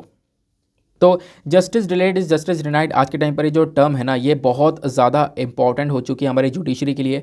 हमारी जुडिशरी इसी वाली प्रॉब्लम से बहुत ज़्यादा फेस कर रही है। जो इंडियन सिटीजन्स हैं वो आज के समय पर आप कह सकते हो अपना जो भी विश्वास है जुडिशरी के ऊपर से, वो धीरे धीरे खो रहे हैं। फिर उसका राइटर ने मेंशन किया है कुछ मेजर नॉर्म्स, कुछ rules and regulations related to judiciary in India. Bharat के अंदर जो जुडिशरी है उसके संबंध में कुछ इंपॉर्टेंट रूल्स एंड रेगुलेशंस हैं, वो क्या है वो आपको पता होने चाहिए। मतलब कुछ चीज़ें हैं जो कि आपको पता होनी चाहिए। जैसे सबसे पहले सिक्योरिटी ऑफ टेन्योर। देखो जो जज होता है ना, उसका मतलब जो जज यहाँ पर आप कह सकते हो कोर्ट के अंदर बैठा है, वो उसकी एक एज रिक्वायरमेंट होती है कितनी, मतलब एक मैक्सिमम एज यहाँ पर 65 होती है। 65 ईयर्स तक यहाँ पर वो एक तरीके से उस ऑफिस के अंदर सर्व कर सकता है। अब उसको वैसे तो कोई रिमूव नहीं कर पाएगा, लेकिन उसको रिमूव करने की जो पावर है वो प्रेसिडेंट के पास में होती है।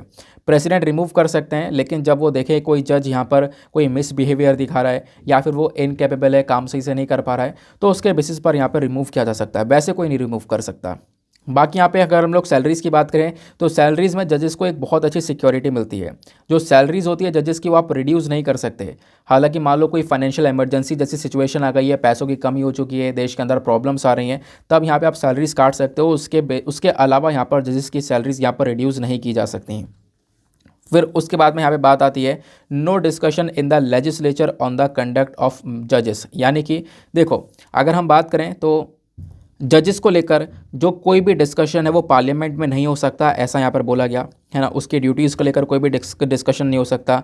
मान लो यहाँ पर आप कह सकते हो एक मोशन चल रहा है उसके रिमूवल का, उसको रिमूव करने की बातचीत चल रही है, तब बात अलग है। लेकिन उसके अलावा यहाँ पर आप जजेस के काम को लेकर इस प्रकार से पार्लियामेंट के अंदर कोई भी डिस्कशन नहीं कर सकते हो, ये यहाँ पर बात बताई गई है। फिर एक और चीज़ यहाँ पर आती है, वो ये है जजेस का अपने काम के ऊपर पूरी तरह से कंट्रोल मिला हुआ है। यानी कि जो सुप्रीम कोर्ट है ना, वो बिल्कुल फ्री है डिसाइड करने में कि उसका यहाँ पे प्रोसीजर ऑफ वर्क क्या है, उसको डिसाइड करने में यहाँ पर पूरी तरह से फ्री है।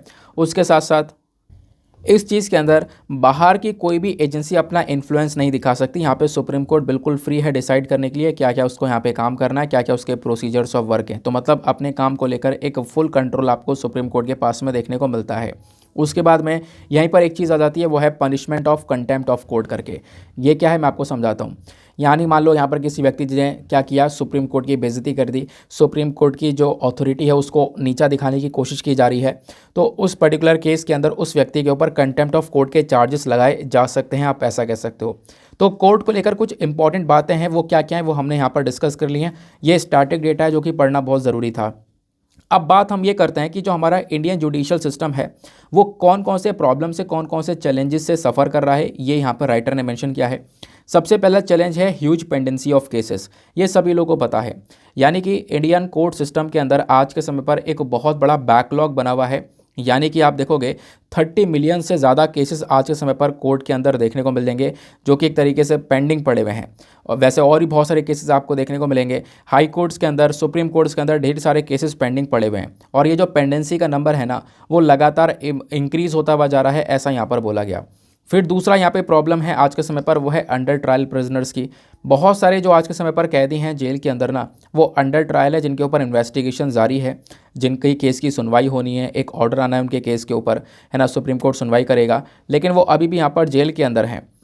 हालांकि यहाँ पर एक इन्वेस्टिगेशन नहीं हुआ, लेकिन फिर भी जेल के अंदर है, क्योंकि प्रॉब्लम यहाँ पर बहुत ज़्यादा है। वो लोग ये सोचते हैं कि केस लड़ने में, मतलब एक हार्श रियलिटी है। बहुत इंपॉर्टेंट चीज़ यहाँ पर राइटर ने मेंशन करी है, वो ये है कि वो लोग ये सोचते हैं कि अगर मुझे अपना केस लड़ना है, पूरा इन्वेस्टिगेशन करवाना है, तो केस लड़ने में यहाँ पर कोर्ट के अंदर बहुत खर्चा होगा और बहुत यहाँ पर दुख दर्द की कहानी रहने वाली है ना। इससे अच्छा यहाँ पर मैं अपनी सजा ही काट के पूरी कर लूँ, सज़ा काट लूँ। तो ये भी चीज़ आज के समय पर देखने को मिल रही है कि जो अंडर ट्रायल प्रिजनर्स है वो क्या कर रहे हैं, वो यहाँ पर देख पा रहे हैं कि यहाँ पे उनको कोर्ट के अंदर बहुत ज़्यादा सफ़र करना पड़ेगा, बहुत पैसे लग जाएंगे, ये चीज़ लग जाएंगी केस के अंदर। इससे अच्छा यहाँ पे मैं अपनी सज़ा काट के पूरी कर लूँ। एक्चुअल सेंटेंस जो है ना, बेसिकली यहाँ पर यानी कि जो सज़ा उसे मिली है उससे ज़्यादा दर्द वाली सिचुएशन वो होगी जब वो कोर्ट के अंदर अपना केस लड़ेगा।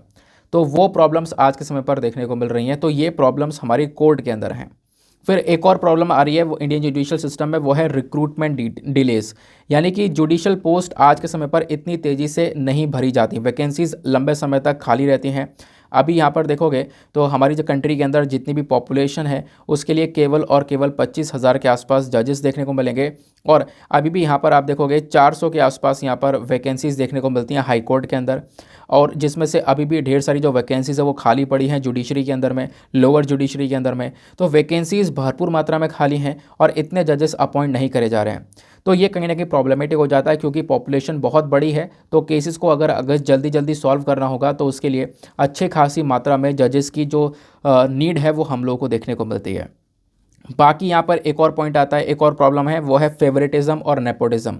देखो होता यहाँ पर यह है कि सीजीआई के अपॉइंटमेंट के बेसिस पर या बाकी सारे सुप्रीम कोर्ट के जजेस को जैसे हम लोग अपॉइंट करते हैं ना, उसके लिए कॉलेजियम सिस्टम काम करता है। तो कॉलेजियम सिस्टम के अंदर क्या होता है, जो हमारे चीफ जस्टिस ऑफ इंडिया हो गए, बाकी सारे इंपॉर्टेंट 4 जो सीनियर मोस्ट जजेस हो गए, वो सब मिलकर आपस में डिस्कशन करने के बाद में किसी दूसरे जज को यहाँ पे अपॉइंट करने का काम करते हैं। तो मतलब अपॉइंटमेंट के अंदर सीजीआई का और बाकी कुछ सुप्रीम कोर्ट के जजेस का एक बहुत इंपॉर्टेंट रोल होता है, जिसको हम लोग कॉलेजियम सिस्टम बोलते हैं। कॉलेजियम कॉलेजियम सिस्टम में टोटल 5 मेंबर्स होते हैं। तो होता यहाँ पर यह है कि वो लोग क्या करते हैं ना, अपने ही फेवरेट लोगों को या अपने ही रिलेटिव्स को आगे बढ़ाते रहते हैं, उन्हीं को जज बनाते रहते हैं, आगे कहानी ऐसी चलती रहती है। तो ये यहाँ पर देखने को मिलता है। दिक्कत यह है कि उस कॉलेजियम सिस्टम के अंदर कोई भी ट्रांसपेरेंसी नहीं है। कुछ भी जो वो लोग सभी लोग अंदर डिस्कशन कर रहे हैं, आपको कुछ भी इसके बारे में पता चलेगा नहीं। तो यहाँ पर नेपोटिज्म जैसी चीज़ें देखने को मिल सकती हैं, है ना। ऐसा होता भी है कि यहाँ पर अपने ही लोगों को आगे बढ़ाया जा रहा है, बाकी लोगों को यहाँ पर अपॉर्चुनिटीज़ नहीं मिल पा रही हैं आगे बढ़ने की, तो वो प्रॉब्लम हो गई। देन उसके बाद यहाँ पे बताया गया है कि एक और प्रॉब्लम है जुडिशरी के अंदर, वो है इनइक्वालिटी ऑफ रिप्रेजेंटेशन। यानी कि एक प्रॉब्लम यहाँ पर यह आती है कि देखो जो वेमेंस का रिप्रेजेंटेशन है वो बहुत ज़्यादा कम है। केवल और केवल 15% वेमेन आपको जुडिशरी के अंदर देखने को मिलेंगी, जो कि बहुत बहुत कम नंबर, बहुत कम परसेंटेज आपको देखने को मिलता है।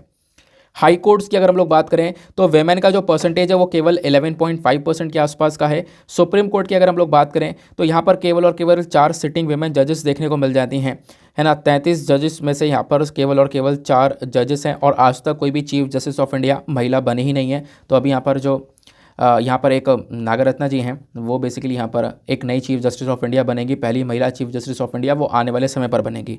अभी पहली महिला कोई चीफ जस्टिस ऑफ इंडिया नहीं बनी है। ये भी यहाँ पर कुछ इश्यूज़ आपको देखने को मिल जाते हैं, ठीक है ना। अब राइटर ने मेंशन किया कि इसका सोल्यूशन क्या हो सकता है, वे फॉरवर्ड क्या हो सकता है। सबसे पहला सोल्यूशन होगा ट्रांसफॉर्मिंग द अपॉइंटमेंट सिस्टम। यानी कि देखो वैकेंसीज़ जो है ना, मैंने आपको बताया खाली पड़ी हुई हैं, बहुत लेट से भरी जाती हैं, तो वैकेंसीज़ को आपको इमीडिएटली फिल करना होगा। वैकेंसीज़ को यहाँ पर पूरी तरह से भरना होगा। और ये बहुत ज़्यादा ज़रूरी है कि आप लोग क्या करो, जो जजेस का अपॉइंटमेंट हो रहा है ना, वो टाइम टू टाइम करते रहो और इस अपॉइंटमेंट को बढ़ाओ भी। और एक तरफ मांग ये की जाती है कि जो जजेस का एग्जामिनेशन होता है, इसके लिए ऑल इंडिया जुडिशियल सर्विसेज को लेकर आया जाए। इसका मतलब क्या है, मैं आपको समझाता हूँ। जैसे आप देखो, होता यह है कि जो जजेस के हमारी जुडिशरी के एग्जामिनेशंस होता है ना, अलग अलग स्टेट के अंदर देखने को मिलता है, अलग अलग राज्य अपने हिसाब से जुडिशरी का एग्ज़ाम कंडक्ट करवाता है। तो बोला यह गया कि इन सभी एग्ज़ाम्स को एक साथ क्यों ना करवाए, जैसे यूपीएससी होता है ना ऑल इंडिया लेवल पर, वैसे ही ऑल इंडिया जुडिशियल सर्विस क्यों ना हो जाए। पूरे इंडिया के लेवल पर एक ही एग्ज़ाम कंडक्ट हो जुडिशरी का, उसी के तहत जो लोग निकल रहे हैं वो निकल जाएं। अब इस अलग अलग राज्यों में जुडिशरी के एग्ज़ाम होते हैं, वहाँ पर करप्शन भी होता है, कहीं पर रिजल्ट आ रहा है, कहीं पर नहीं आ रहा है, कहीं पर क्या हो रहा है कुछ नहीं पता। तो ये भी यहाँ पर एक तरीके से सजेशन दिया गया कि ऐसा किया जा सकता है। फिर एक बात है कि आप इन्वेस्टिगेशन को यहाँ पर इम्प्रूव कर सकते हो। इंडिया के अंदर जो इन्वेस्टिगेशन पॉलिसी है ना, इसकी काफ़ी बड़ी कमी देखने को मिलती है, जिसकी चक्कर में जो इनोसेंट पीपल है ना, वो बेसिकली कहीं ना कहीं उनके ऊपर गलत तरीके से चार्ज लगा दिए जाते हैं। इनोसेंट मासूम लोगों को भी यहाँ पर पनिशमेंट मिल जाती है। तो एक इन्वेस्टिगेशन प्रॉपर्ली ना होने का कारण इन्वेस्टिगेशन प्रॉपर्ली ना होने की वजह से यहाँ पर क्या होता है, मासूम लोग बहुत बुरी तरह से सफ़र करते हैं। तो होना क्या चाहिए कि इंडिया के पास में एक एक्टिव इन्वेस्टिगेशन पॉलिसी भी होनी चाहिए, ये यहाँ पर राइटर मेंशन करते हैं। देन उसके बाद में यहाँ पर इनोवेशन सोल्यूशन होना चाहिए टू जस्टिस। यानी कि जो भी हमारे पास में बैकलॉग पड़ा हुआ है, पुराना इतना सारा पेंडिंग केसेस पड़े हुए हैं ना, ये बहुत ज़्यादा हैं। इसके लिए क्या करना होगा, इसके लिए आपको यहाँ पे जजेस को, तो ढेर सारे जजेस को अपॉइंट करना होगा, उसके साथ साथ कुछ नए नए सॉल्यूशंस को लेकर आना होगा, नए नए इनोवेटिव यहाँ पर तरीके लेकर आने होंगे इन सारे केसेस को निपटाने के लिए। नहीं तो ये पेंडेंसी और ज़्यादा बढ़ती हुई चली जाएगी और आगे एक बहुत बड़ा नंबर ये बन जाएगा। फिर राइटर ने मेंशन किया कि आपको इंश्योर करना होगा जेंडर पैरिटी को। यहाँ पे ज़रूरत है कि आप एक जेंडर पैरिटी को मेंटेन करके चलो, यानी कि जो वेमेन जजेस हैं उनका भी अपॉइंटमेंट प्रॉपर होना चाहिए। क्योंकि मैंने अभी आपको दिखाया कि वेमेन जो जजेस हैं ना, उनका रिप्रेजेंटेशन इंडियन जुडिशरी के अंदर बहुत ज़्यादा कम है, तो उसको लेवल पर लेकर आना होगा। इन लेवल पर ना भी लाएँ तो उस रिप्रेजेंटेशन को काफ़ी ज़्यादा बढ़ाना होगा, ठीक है ना। तो जो जुडिशियल सिस्टम है भारत का, उसको हमें जेंडर न्यूट्रल जुडिशियल सिस्टम बनाना होगा। तो ये था ओवरऑल पूरा का पूरा एडिटोरियल, जो कि एक मुझे काफ़ी बहुत अच्छा लगा कि कुछ अच्छे पॉइंट्स मिले हैं एग्ज़ाम के लिए, और ऐसा जो कि एग्ज़ाम ओरिएंटेड है, डायरेक्टली आपको एग्ज़ाम में इस प्रकार की चीज़ें हेल्प करेंगी। सवाल बन सकता है, बिल्कुल बन सकता है। देखो यूपीएससी ने साल 2019 में प्रीलिम्स में एक सवाल पूछा था कि यहाँ पर आपको कुछ स्टेटमेंट दिए गए, 2 स्टेटमेंट दिए गए कि जो 44वां अमेंडमेंट था कॉन्स्टिट्यूशन ऑफ इंडिया के अंदर, इसने एक ऐसा आर्टिकल यहाँ पर इंट्रोड्यूस किया जो कि यहाँ पे बात करता है प्राइम मिनिस्टर के इलेक्शन को लेकर, कि जो प्राइम मिनिस्टर का इलेक्शन है वो जुडिशियल रिव्यू के पीछे आ जाता है, मतलब जुडिशियल रिव्यू से परे है ये प्राइम मिनिस्टर का इलेक्शन, आप ऐसा कह सकते हो। तो क्या 44वां अमेंडमेंट कुछ इस प्रकार से था, प्राइम मिनिस्टर के इलेक्शन से संबंधित था? ऐसा बिल्कुल भी है ही नहीं। दूसरा स्टेटमेंट है कि जो सुप्रीम कोर्ट ऑफ इंडिया है, इन्होंने क्या किया, जो 99th अमेंडमेंट था हमारे संविधान के अंदर, इसको स्ट्रक डाउन कर दिया और बोला कि जो ये 99 अमेंडमेंट है ये क्या कर रहा है, ये कहीं ना कहीं जो भारत के अंदर जुडिशरी को लेकर एक इंडिपेंडेंस दिया गया है, जुडिशरी को यहाँ पर एक इंडिपेंडेंट बोला जाता है, ये कहीं ना कहीं यहाँ पर ये जो टर्म है, ये जो पूरा कॉन्सेप्ट है, ये कहीं ना कहीं वॉयलेट हो रहा है। इसकी वजह से सुप्रीम कोर्ट ने 99 अमेंडमेंट टू द कॉन्स्टिट्यूशन को स्ट्रक डाउन कर दिया था। तो क्या ये सही है? हाँ बिल्कुल ये सही है। तो ऑप्शन 2 जो है ना वो इसका बिल्कुल सही आंसर है। मतलब थोड़ा सवाल हटकर ही था लेकिन सोचा यहाँ पर इंक्लूड कर दिया जाए, तो यहाँ पर ऑप्शन 2 देखने को मिलेगा। बाकी आप देखोगे साल 2014 में, सॉरी साल 2019 में ही यहाँ पर ऐसे सवाल बना था। इसके अलावा और भी कई सालों के अंदर आप देखोगे इस प्रकार से सवाल पूछे जा रहे हैं कोर्ट के जजमेंट को लेकर, यानी कि जो आप कह सकते हो आपके प्यार के सवाल देखोगे केसेस पेंडेंसी को लेकर कि हाँ केसेस पेंडेंसी का सोल्यूशन क्या हो सकता है। इस प्रकार के काफ़ी सारे सवाल आपने मेंस में देखे होंगे, ठीक है ना। तो मेंस के अंदर भी सवाल बन सकता है और प्रीलिम्स में भी सवाल बन सकता है, आप ऐसा कह सकते हो। तो आर्टिकल बेहद इंपॉर्टेंट था। नेक्स्ट एडिटोरियल पर आते हैं। अगला आर्टिकल देखो, ये यहाँ पर ऐसा पिक्चर डाउनलोड हो पाया है, मतलब ये डाउनलोड होने के बावजूद भी ऐसा रहा है, बहुत पतला सा, कल के न्यूज़पेपर में भी था, है ना। तो यहाँ पर क्या बात की जा रही है, किस चीज़ के बारे में? रिव्यूज़ के बारे में, फेक रिव्यूज़ के बारे में। जो आप ई कॉमर्स साइट पर जाते हो ना तो वहाँ पर ढेर सारे फेक रिव्यूज़ होते हैं, उसको रेगुलेट करने के लिए सरकार यहाँ पर कुछ रूल्स एंड रेगुलेशंस के बारे में बातचीत कर रही है। मैं आपको समझाऊंगा इसके बारे में डिटेल से, लेकिन अभी आपको यहाँ पर थोड़ा ब्लर सा देखने को मिल रहा होगा, लेकिन कोई बात नहीं, सारे इंपॉर्टेंट पॉइंट्स मैंने आपको प्रोवाइड करवा दिए हैं। लेकिन कुछ चीज़ें मैं आपको यहीं पर समझाने की कोशिश करूँगा। जैसे कि देखो होता यहाँ पर यह है कि आप सभी लोगों ने ढेर सारे ई कॉमर्स प्लेटफॉर्म्स का इस्तेमाल तो किया होगा, है ना। ई कॉमर्स प्लेटफॉर्म्स का मतलब यहाँ पर मैं कह रहा हूँ जैसे कि फ़्लिपकार्ट हो गया, उसका यूज़ किया होगा, या फिर आप कह सकते हो कि अमेज़न का यूज़ किया होगा। इन सभी यहाँ पर ऐप्स का कहीं ना कहीं यूज़ तो किया होगा। अब जब आप लोग यहाँ पर कोई भी सामान इन ऐप से परचेज़ करते हो तो आपसे यहाँ पर क्या बोला जाता है सबसे पहले, या आप क्या करते हो कि भाई ये सामान परचेज़ करने से पहले ना इसके रिव्यूज़ देख लेना, रिव्यूज़ कैसे हैं। जो लोगों ने यहाँ पर इस सामान को परचेज़ किया होगा तो रिव्यूज़ लिखे होंगे अपने, उन रिव्यूज़ को देखने के बाद यहाँ पे सामान को परचेज़ करना। आप ऐसा करते भी हो। सपोज़ आप अमेज़न पे गए, आपने यहाँ पर एक सामान देखा, आपको पसंद आया, आप वहाँ पर वो परचेज़ कर रहे हो। जब परचेज़ करोगे तो वहाँ पर होता ये है कि आप उसके रिव्यू देखते हो, और रिव्यू के अंदर उसकी रेटिंग बेस्ट है और बहुत मस्त मस्त रिव्यूज़ आए हुए हैं। लोगों ने रिव्यूज़ दे रखे हैं कि हाँ हम तो इतने सालों से सामान इस्तेमाल कर रहे हैं, बढ़िया चल रहा है, ये है, आप ख़रीद लो, बेझिझक ख़रीद लो। इस प्रकार के रिव्यूज़ हैं। तो ये चीज़ आपको इन्फ्लुएंस करती है और आप जाकर वहाँ पे वो प्रोडक्ट को परचेज़ कर लेते हो, है ना। ऐसे ही होता है ना। तो कहोगे इसमें बुराई क्या है? अब एक बात सुनना, होता यहाँ पर यह है कि जो ये रिव्यूज़ होते हैं ना, इसमें ढेर सारे फेक रिव्यूज़ भी होते हैं, ठीक है ना। फेक रिव्यूज़ मतलब कि गलत तरीके से, एक तरीके से खरीदे हुए, बहुत सारी कंपनियां क्या करती हैं ना, जो रिव्यूज़ होते हैं उसको परचेज़ कर लेती हैं, खरीद लेती हैं। तो वो अपने प्रोडक्ट को दिखाने के लिए, बेस्ट प्रोडक्ट दिखाने के लिए, कंज्यूमर को चूना लगाने के लिए इस प्रकार से फेक रिव्यूज़ दिखा दिए गए। तो फेक रिव्यूज़ में आपने देखा भाई सारे के सारे मस्त रिव्यू आ रहे हैं, तो फिर यहाँ पे परचेज़ कर लिया था, आपने परचेज़ कर लिया। जब ये पीछे की कहानी क्या है, पीछे की कहानी है उस कंपनी ने रिव्यूज़ को परचेज़ कर रखा था, वो सब के सब फेक हैं, वो सब के सब झूठे रिव्यू हैं, और आपने वो सामान परचेज़ कर लिया, उनकी सेल हो गई, आपके पास में सामान आ गया, आपने सामान देखा यार ये तो बेकार है, जैसा दिखता था वैसा है नहीं। वो सब यहाँ पर हो रहा है फेक रिव्यूज़ की वजह से। तो कहोगे ठीक है चलो फेक रिव्यूज़ का मामला हमें समझ में आ गया, तो हो क्या रहा है? हो ये रहा है कि जो हमारी सरकार है, खासकर डिपार्टमेंट ऑफ कंज्यूमर अफेयर, वो कुछ गाइडलाइंस लेकर आ चुका है। वो गाइडलाइंस क्या हैं, वो गाइडलाइंस यहाँ पे आगे मैं आपको बताऊंगा। बेसिकली उस गाइडलाइंस का पर्पस है कि जो फेक रिव्यूज़ है इसको रेगुलेट किया जाए, इन फेक रिव्यूज़ को ख़त्म कर दिया जाए। सारे के सारे जितने भी रिव्यूज़ होंगे इन ई कॉमर्स प्लेटफॉर्म्स के ऊपर, वो ऑथेंटिक रिव्यूज़ होंगे, वो सारे रिव्यूज़ बिल्कुल सही होंगे। उसके बेसिस पर आपको यहाँ पर सामान परचेज़ करने की चॉइस दी जाएगी, ताकि आपका कोई घाटा ना हो, आपको कोई चूना ना लगा सके। तो उसके लिए यहाँ पर कुछ गाइडलाइंस को लेकर आया गया है। आई होप आपने यहाँ पर इस पूरे मतलब कॉन्टेक्स्ट को समझ लिया कि एग्जैक्टली क्या है, किस वजह से यह भी न्यूज़ में है। अब हम चलते हैं कुछ इंपॉर्टेंट नोट्स के ऊपर, यानी कि आपको पता होगा एडिटोरियल के रिगार्डिंग मैं आप सभी को इंपॉर्टेंट पॉइंट्स देता हूँ। तो आज के इंपॉर्टेंट पॉइंट्स क्या हैं वो निकालते हैं।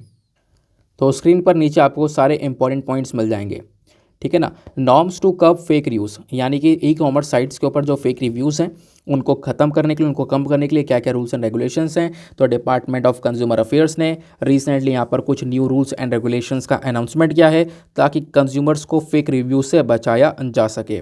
अब ये जो काम किया जा रहा है ना, ये BIS काम कर रहा है, ब्यूरो ऑफ इंडियन स्टैंडर्ड। इस प्रकार से आपने साइन देखा होगा BIS का। BIS के काफ़ी सारे काम है, क्या क्या काम है वो भी हम डिस्कस करेंगे। तो ये जो पूरा का पूरा प्रोसेस है ना, ये ऑलरेडी इम्प्लीमेंट हो चुका है। कब से इम्प्लीमेंट हो गया है? 25 नवंबर से। 25 नवंबर से यहाँ पर इसको लागू किया गया है कि हम लोग फेक रिव्यूज़ को बेसिकली क्या करेंगे, ख़त्म करेंगे। तो इस गाइडलाइन के अंदर क्या बोला गया? पहली चीज़ कि जो भी रिव्यूज़ होने चाहिए वो ऐसा ना हो कि मिसलीड कर रहे हो इंसान को, गलत तरीके से वो रिव्यूज़ दिखाए गए हों, तो उस चीज़ को लेकर यहाँ पे काम किया जाएगा। और जो भी रिव्यूअर्स होंगे ना, उनको यहाँ पर मतलब जो भी रिव्यूअर्स होंगे जिन्होंने रिव्यू दिया होगा, उनकी आइडेंटिटी को यहाँ पर डिस्क्लोज़ नहीं किया जाएगा, उनकी पहचान को यहाँ पे डिस्क्लोज़ नहीं किया जाएगा, ये बताया गया। लेकिन यहाँ पे क्या होगा, जो रिव्यूज़ होंगे, फेक रिव्यूज़ होंगे, उनको ख़त्म किया जाएगा। दूसरा कॉन्सेप्ट यहाँ पे रखा गया है परचेज रिव्यू का। होता यहाँ पर यह बहुत सारी कंपनियाँ क्या करती हैं, अलग अलग लोगों से रिव्यू को परचेज़ कर लेती हैं कि भैया यहाँ पर आपको कुछ लालच देकर रिव्यू ले लिया है ना, या फिर आप कह सकते हो कुछ अलग थर्ड पार्टी कंपनी से परचेज़ कर लिया रिव्यूज़ को। तो इस प्रकार से रिव्यूज़ को परचेज़ कर लिया जाता है और वो परचेज़ करे हुए रिव्यू काफ़ी हद तक खतरनाक होते हैं, तो उसको यहाँ पे ख़त्म किया जाएगा। और उसके लिए यहाँ पे क्या किया गया है, एक आप कह सकते हो कि एडमिनिस्ट्रेटर को बनाया गया है। देखो, एक पर्सन होगा जो कि क्या करेगा, मतलब कोई भी कंपनी है, कोई भी ऑर्गेनाइजेशन है, उसके अंदर एक व्यक्ति को रखा जाएगा। वो व्यक्ति क्या करेगा, इन रिव्यू को हैंडल करेगा। उस व्यक्ति को हम लोग रिव्यू एडमिनिस्ट्रेटर के नाम से जानेंगे। ये बात यहाँ पर आपको ध्यान में रखनी है। अब साथ साथ यहाँ पे बोला गया कि देखो, मान लो कोई अगर एक प्रोडक्ट है, उसको यहाँ पे 4 या 5 स्टार रेटिंग मिले। आपको पता होगा जो भी प्रोडक्ट होता है ई कॉमर्स साइट के ऊपर, उसको 5 में से अलग अलग स्टार दिए जाते हैं। अब सपोज़ यहाँ पर उसको यहाँ पे 4 या 5 स्टार रेटिंग मिला हुआ है, पूरे पूरे पूरे नंबर उसको मिले हुए उस प्रोडक्ट को, तो उस ऑर्गेनाइजेशन को यहाँ पे इन्फॉर्म करना होगा कि कितने समय में उसको ये स्टार रेटिंग मिली है। ठीक है ना, वो सारा का सारा डेटा यहाँ पर उस कंपनी को देना होगा, ऐसा यहाँ पर बोला गया। उसके बाद में ये जो रेगुलेशन किया जा रहा है, जो कंट्रोल किया जा रहा है, इसकी बहुत ज़्यादा आवश्यकता भी थी। आवश्यकता क्या थी? देखो, आवश्यकता ये थी कि इससे यहाँ पर क्या होगा कि जो लोग हैं ना, वो आराम से बेझिझक यहाँ पे सामान को परचेज़ कर पाएंगे, कोई उनको प्रॉब्लम होगी नहीं, है ना। अब होगा क्या, अभी तक बहुत सारा लोगों को नुकसान हो रहा था, लोग यहाँ पे सामान ख़राब सामान मंगा लिया करते थे ऐसे चीज़ों की वजह से। तो बोला गया कि इसके लिए हमें रेगुलेशन की ज़रूरत पड़ेगी, क्योंकि यहाँ पे ऑब्वियस ही बात है, जब फेक रिव्यूज़ होगा तो इससे लोगों को बहुत ज़्यादा नुकसान पहुँचेगा और लोगों का विश्वास उठेगा ई कॉमर्स साइट्स के ऊपर से। तो उसके लिए हमें यहाँ पर इस रेगुलेशन की आवश्यकता पड़ जाती है। अब इस मूव के इंपॉर्टेंस के बारे में डिस्कशन करते हैं कि आखिरकार इसकी ज़रूरत क्या है। ज़रूरत है कि देखो, ट्रांसपेरेंसी बढ़ेगी। इंपॉर्टेंस के बारे में बात करेंगे। इंपॉर्टेंस यहाँ पर यह है कि सबसे पहला इसका महत्व क्या है, वह ट्रांसपेरेंसी बढ़ेगी। जो नई गाइडलाइन से क्या कर रहे हैं, जितने भी ऑनलाइन रिव्यूज़ होंगे, इनको इस प्रकार से डिज़ाइन किया जाएगा कि यहाँ पर जो ट्रांसपेरेंसी वो मेंटेन रखी जाएगी, यानी कि जो कंज्यूमर है और जो ब्रांड्स हैं, इनके बीच में जो भी इन्फॉर्मेशन होगी बिल्कुल सटीक होगी। आप सामान परचेज़ कर रहे हो, सामने आपने अगर रिव्यूज़ देखकर सामान परचेज़ कर रहे हो, तो आपको बिल्कुल अच्छे वो रिव्यूज़ है, जेन्युइन रिव्यूज़ हैं, उसके बेसिस पर आप सामान को परचेज़ कर पाओगे। इससे होगा क्या, इससे होगा ये कंपनी को अपनी खुद की जो सामान की क्वालिटी है उसको बढ़ाना होगा, अपनी सर्विसेज को अच्छा करना होगा, है ना। क्योंकि अगर सर्विसेज या क्वालिटी अच्छी नहीं होंगी तो फेक रिव्यूज़ तो वैसे भी परचेज़ नहीं कर सकते हैं। तो यहाँ पर गंदे ही रिव्यू आएंगे, तो उसके बेसिस पर आप उनको जज कर सकते हो। तो इससे यहाँ पर कंपटीशन बढ़ेगा, प्राइस में इफेक्टिवनेस देखने को मिलेगा, क्वालिटी और ज़्यादा इंप्रूव होने वाली है। इस प्रकार की चीज़ें हम लोग यहाँ पर देख सकते हैं, ठीक है ना। और सबसे बड़ी बात यहाँ पर इससे ट्रस्ट बनेगा, क्योंकि ऑब्वियस ही बात है, एक जेन्युइन रिव्यू होगा, आपको पता है कि यहाँ पर बिल्कुल सही रिव्यू है, तो इससे कंपनी अगर यहाँ पर सही रिव्यूज़ प्रोवाइड करवा रही है, आप यहाँ पर देख रहे हो सामान परचेज आपको अच्छा लगा, तो उन दोनों के बीच में एक ट्रस्ट बनता हुआ नजर आता है, एक विश्वास बनता हुआ नजर आता है। फिर बात यहाँ पे लास्ट में ये बताई गई है कि मान लो अगर कोई व्यक्ति, कोई कंपनी जो है ना, इसको फॉलो नहीं करता है, तो उसके ऊपर पेनल्टी चार्ज की जाएगी, उसके ऊपर एक पिनल एक्शन भी लिया जा सकता है, ठीक है ना। ये बात क्लियर हो गई। तो इस चीज़ को इम्प्लीमेंट करने के लिए BIS यानी कि ब्यूरो ऑफ इंडियन स्टैंडर्ड को बनाया गया है। तो ब्यूरो ऑफ इंडियन स्टैंडर्ड क्या है, ध्यान रखना, एक national standard body of India है। Bureau of standard India act 2016 के तहत इसको इसके अंडर में लेकर आया गया। फिर तभी यहाँ पर इसको हम लोग स्टैचुरी बॉडी के नाम से भी जानते हैं। फिर उसके बाद में ध्यान रखना, इसका काम क्या है, इसका काम यह है कि जितने भी यहाँ पर आप कह सकते हो गुड्स एंड सर्विसेज है ना, उनकी क्वालिटी को इम्प्रूव करने का ये काम करता है। इसका हेडक्वार्टर न्यू दिल्ली में है। इसके 5 अलग अलग रीजनल ऑफिसेस हैं, कोलकाता, चेन्नई, मुंबई, चंडीगढ़ और साथ ही साथ में दिल्ली के अंदर में, ठीक है ना। ये बात BIS को लेकर हो गई है, क्लियर हो गया। इसका काम बेसिकली आज के समय पर काफ़ी बड़ा है, यानी अलग अलग सेक्टर्स को ये देखने का काम कर रहा है और अलग अलग जो हमारी गवर्नमेंट इनिशिएटिव हैं उसके अंडर में भी यहाँ पर ये काम कर रहा है, उनके साथ मिलकर काम कर रहा है, आप ऐसा कह सकते हो। जैसे यहाँ पर इंटरनेशनल एक्टिविटीज़ को देखना हो गया, या कोई प्रोडक्ट है वो असली है नकली है उसको सर्टिफिकेशन देना हो गया हो, या फिर जो सोना है जो गोल्ड है वो असली है या नकली है उसके ऊपर आप हॉलमार्क का साइन देखते होंगे। तो हॉलमार्क के साइन में BIS का साइन भी होता है, नहीं कि ब्यूरो ऑफ इंडियन स्टैंडर्ड का साइन भी होता है। तो हॉल मार्किंग का काम भी यहाँ पर ये बॉडी करती है। ठीक है ना। तो BIS के बारे में जान लिया, प्रीलिम्स के लिए इंपॉर्टेंट है। उसके साथ साथ आपने यहाँ पर इस पर्टिकुलर आर्टिकल के बारे में जान लिया। नेक्स्ट और आखिरी आर्टिकल डिस्कस करते हैं। अब ये जो आर्टिकल ये बात करता है प्रिवेंटिंग सुसाइड्स करके। अब मैंने आपको पहले ही सुसाइड्स को लेकर सारा का सारा डेटा प्रोवाइड करवा रखा है, आपको याद होगा, है ना। जो सुसाइड्स है वो लगातार पिछले कुछ समय पर बहुत ज़्यादा बढ़ रही हैं, ये मैंने आपको बताया। तो उन सुसाइड्स को कैसे रोका जा सकता है, क्या है हमारे पास में एक नई स्ट्रैटेजी, उसको लेकर यह डिस्कशन किया गया है। तो आओ समझते हैं यहाँ पर अभी क्या है नेशनल सुसाइड प्रिवेंशन स्ट्रैटेजी। तो एक स्ट्रैटेजी यहाँ पर लेकर आई गई है सुसाइड्स को रोकने के लिए। कल नहीं, आज से 3-4 दिन पहले डिस्कशन किया था, थोड़ा सा यहाँ पर ये आर्टिकल आया था, बट आज थोड़ा सा लेंदी आर्टिकल आया है तो इसके बारे में डिस्कशन कर लेते हैं। बेसिकली यहाँ पर एक कल ही आर्टिकल आया था, हमारे आज के न्यूज़पेपर में कुछ खास चीज़ें थे नहीं, तो ये अलग अलग जगह से इंपॉर्टेंट चीज़ों का डिस्कशन किया गया है। तो देखो, ministry of health and family welfare जो गवर्नमेंट ऑफ इंडिया है, इन्होंने यहाँ पर अनाउंस किया है नेशनल सुसाइड प्रिवेंशन स्ट्रैटेजी के बारे में। ये एक ऐसी स्ट्रैटेजी लेकर आई गई है जिसमें हमारा फोकस है कि हम लोग सुसाइड्स को रोक सकें। साल 2030 तक 10% तक सुसाइड्स को हमें रोकना है, इसको कंट्रोल करना है, ऐसा यहाँ पे हमारा टारगेट है, इसको कम करने का टारगेट है। तो ये नेशनल सुसाइड प्रिवेंशन स्ट्रैटेजी क्या है, देखो इस स्ट्रैटेजी में क्या होने वाला है कि आने वाले 3 सालों के अंदर हम लोग क्या करेंगे, अलग अलग डिपार्टमेंट्स को ओपन किया जाएगा जो कि बेसिकली सुसाइड को रोकने में काम करेंगे। और उन डिपार्टमेंट्स को ओपन करने वाले हैं डिस्ट्रिक्ट मेंटल हेल्थ प्रोग्राम के तहत। आने वाले 5 सालों में हर एक डिस्ट्रिक्ट के अंदर इस प्रकार से डिपार्टमेंट्स ओपन करी जाएंगे। इनका मकसद होगा कि दिमागी संबंधित जो प्रॉब्लम्स हैं उनको लेकर एक सोल्यूशन दिया जा सके। ये यहाँ पर एक बेसिकली एक सोल्यूशन होने वाला है।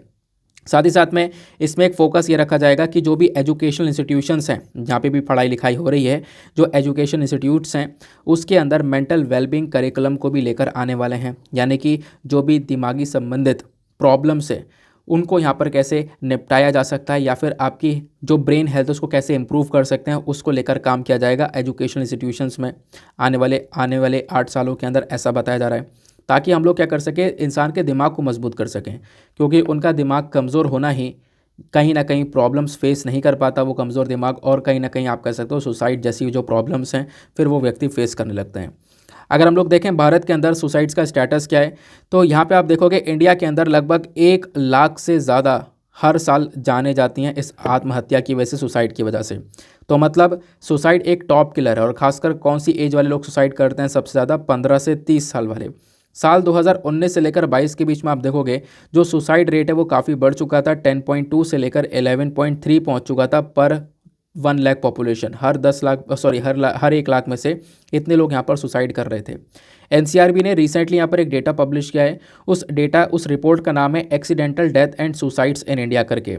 ये जो रिपोर्ट है 2021 की, इस रिपोर्ट ने यहाँ पर अलग अलग कैटेगरीज बताई हैं कि कौन कौन सी कैटेगरी में कितने कितने लोगों ने सबसे ज़्यादा सुसाइड्स करी हैं।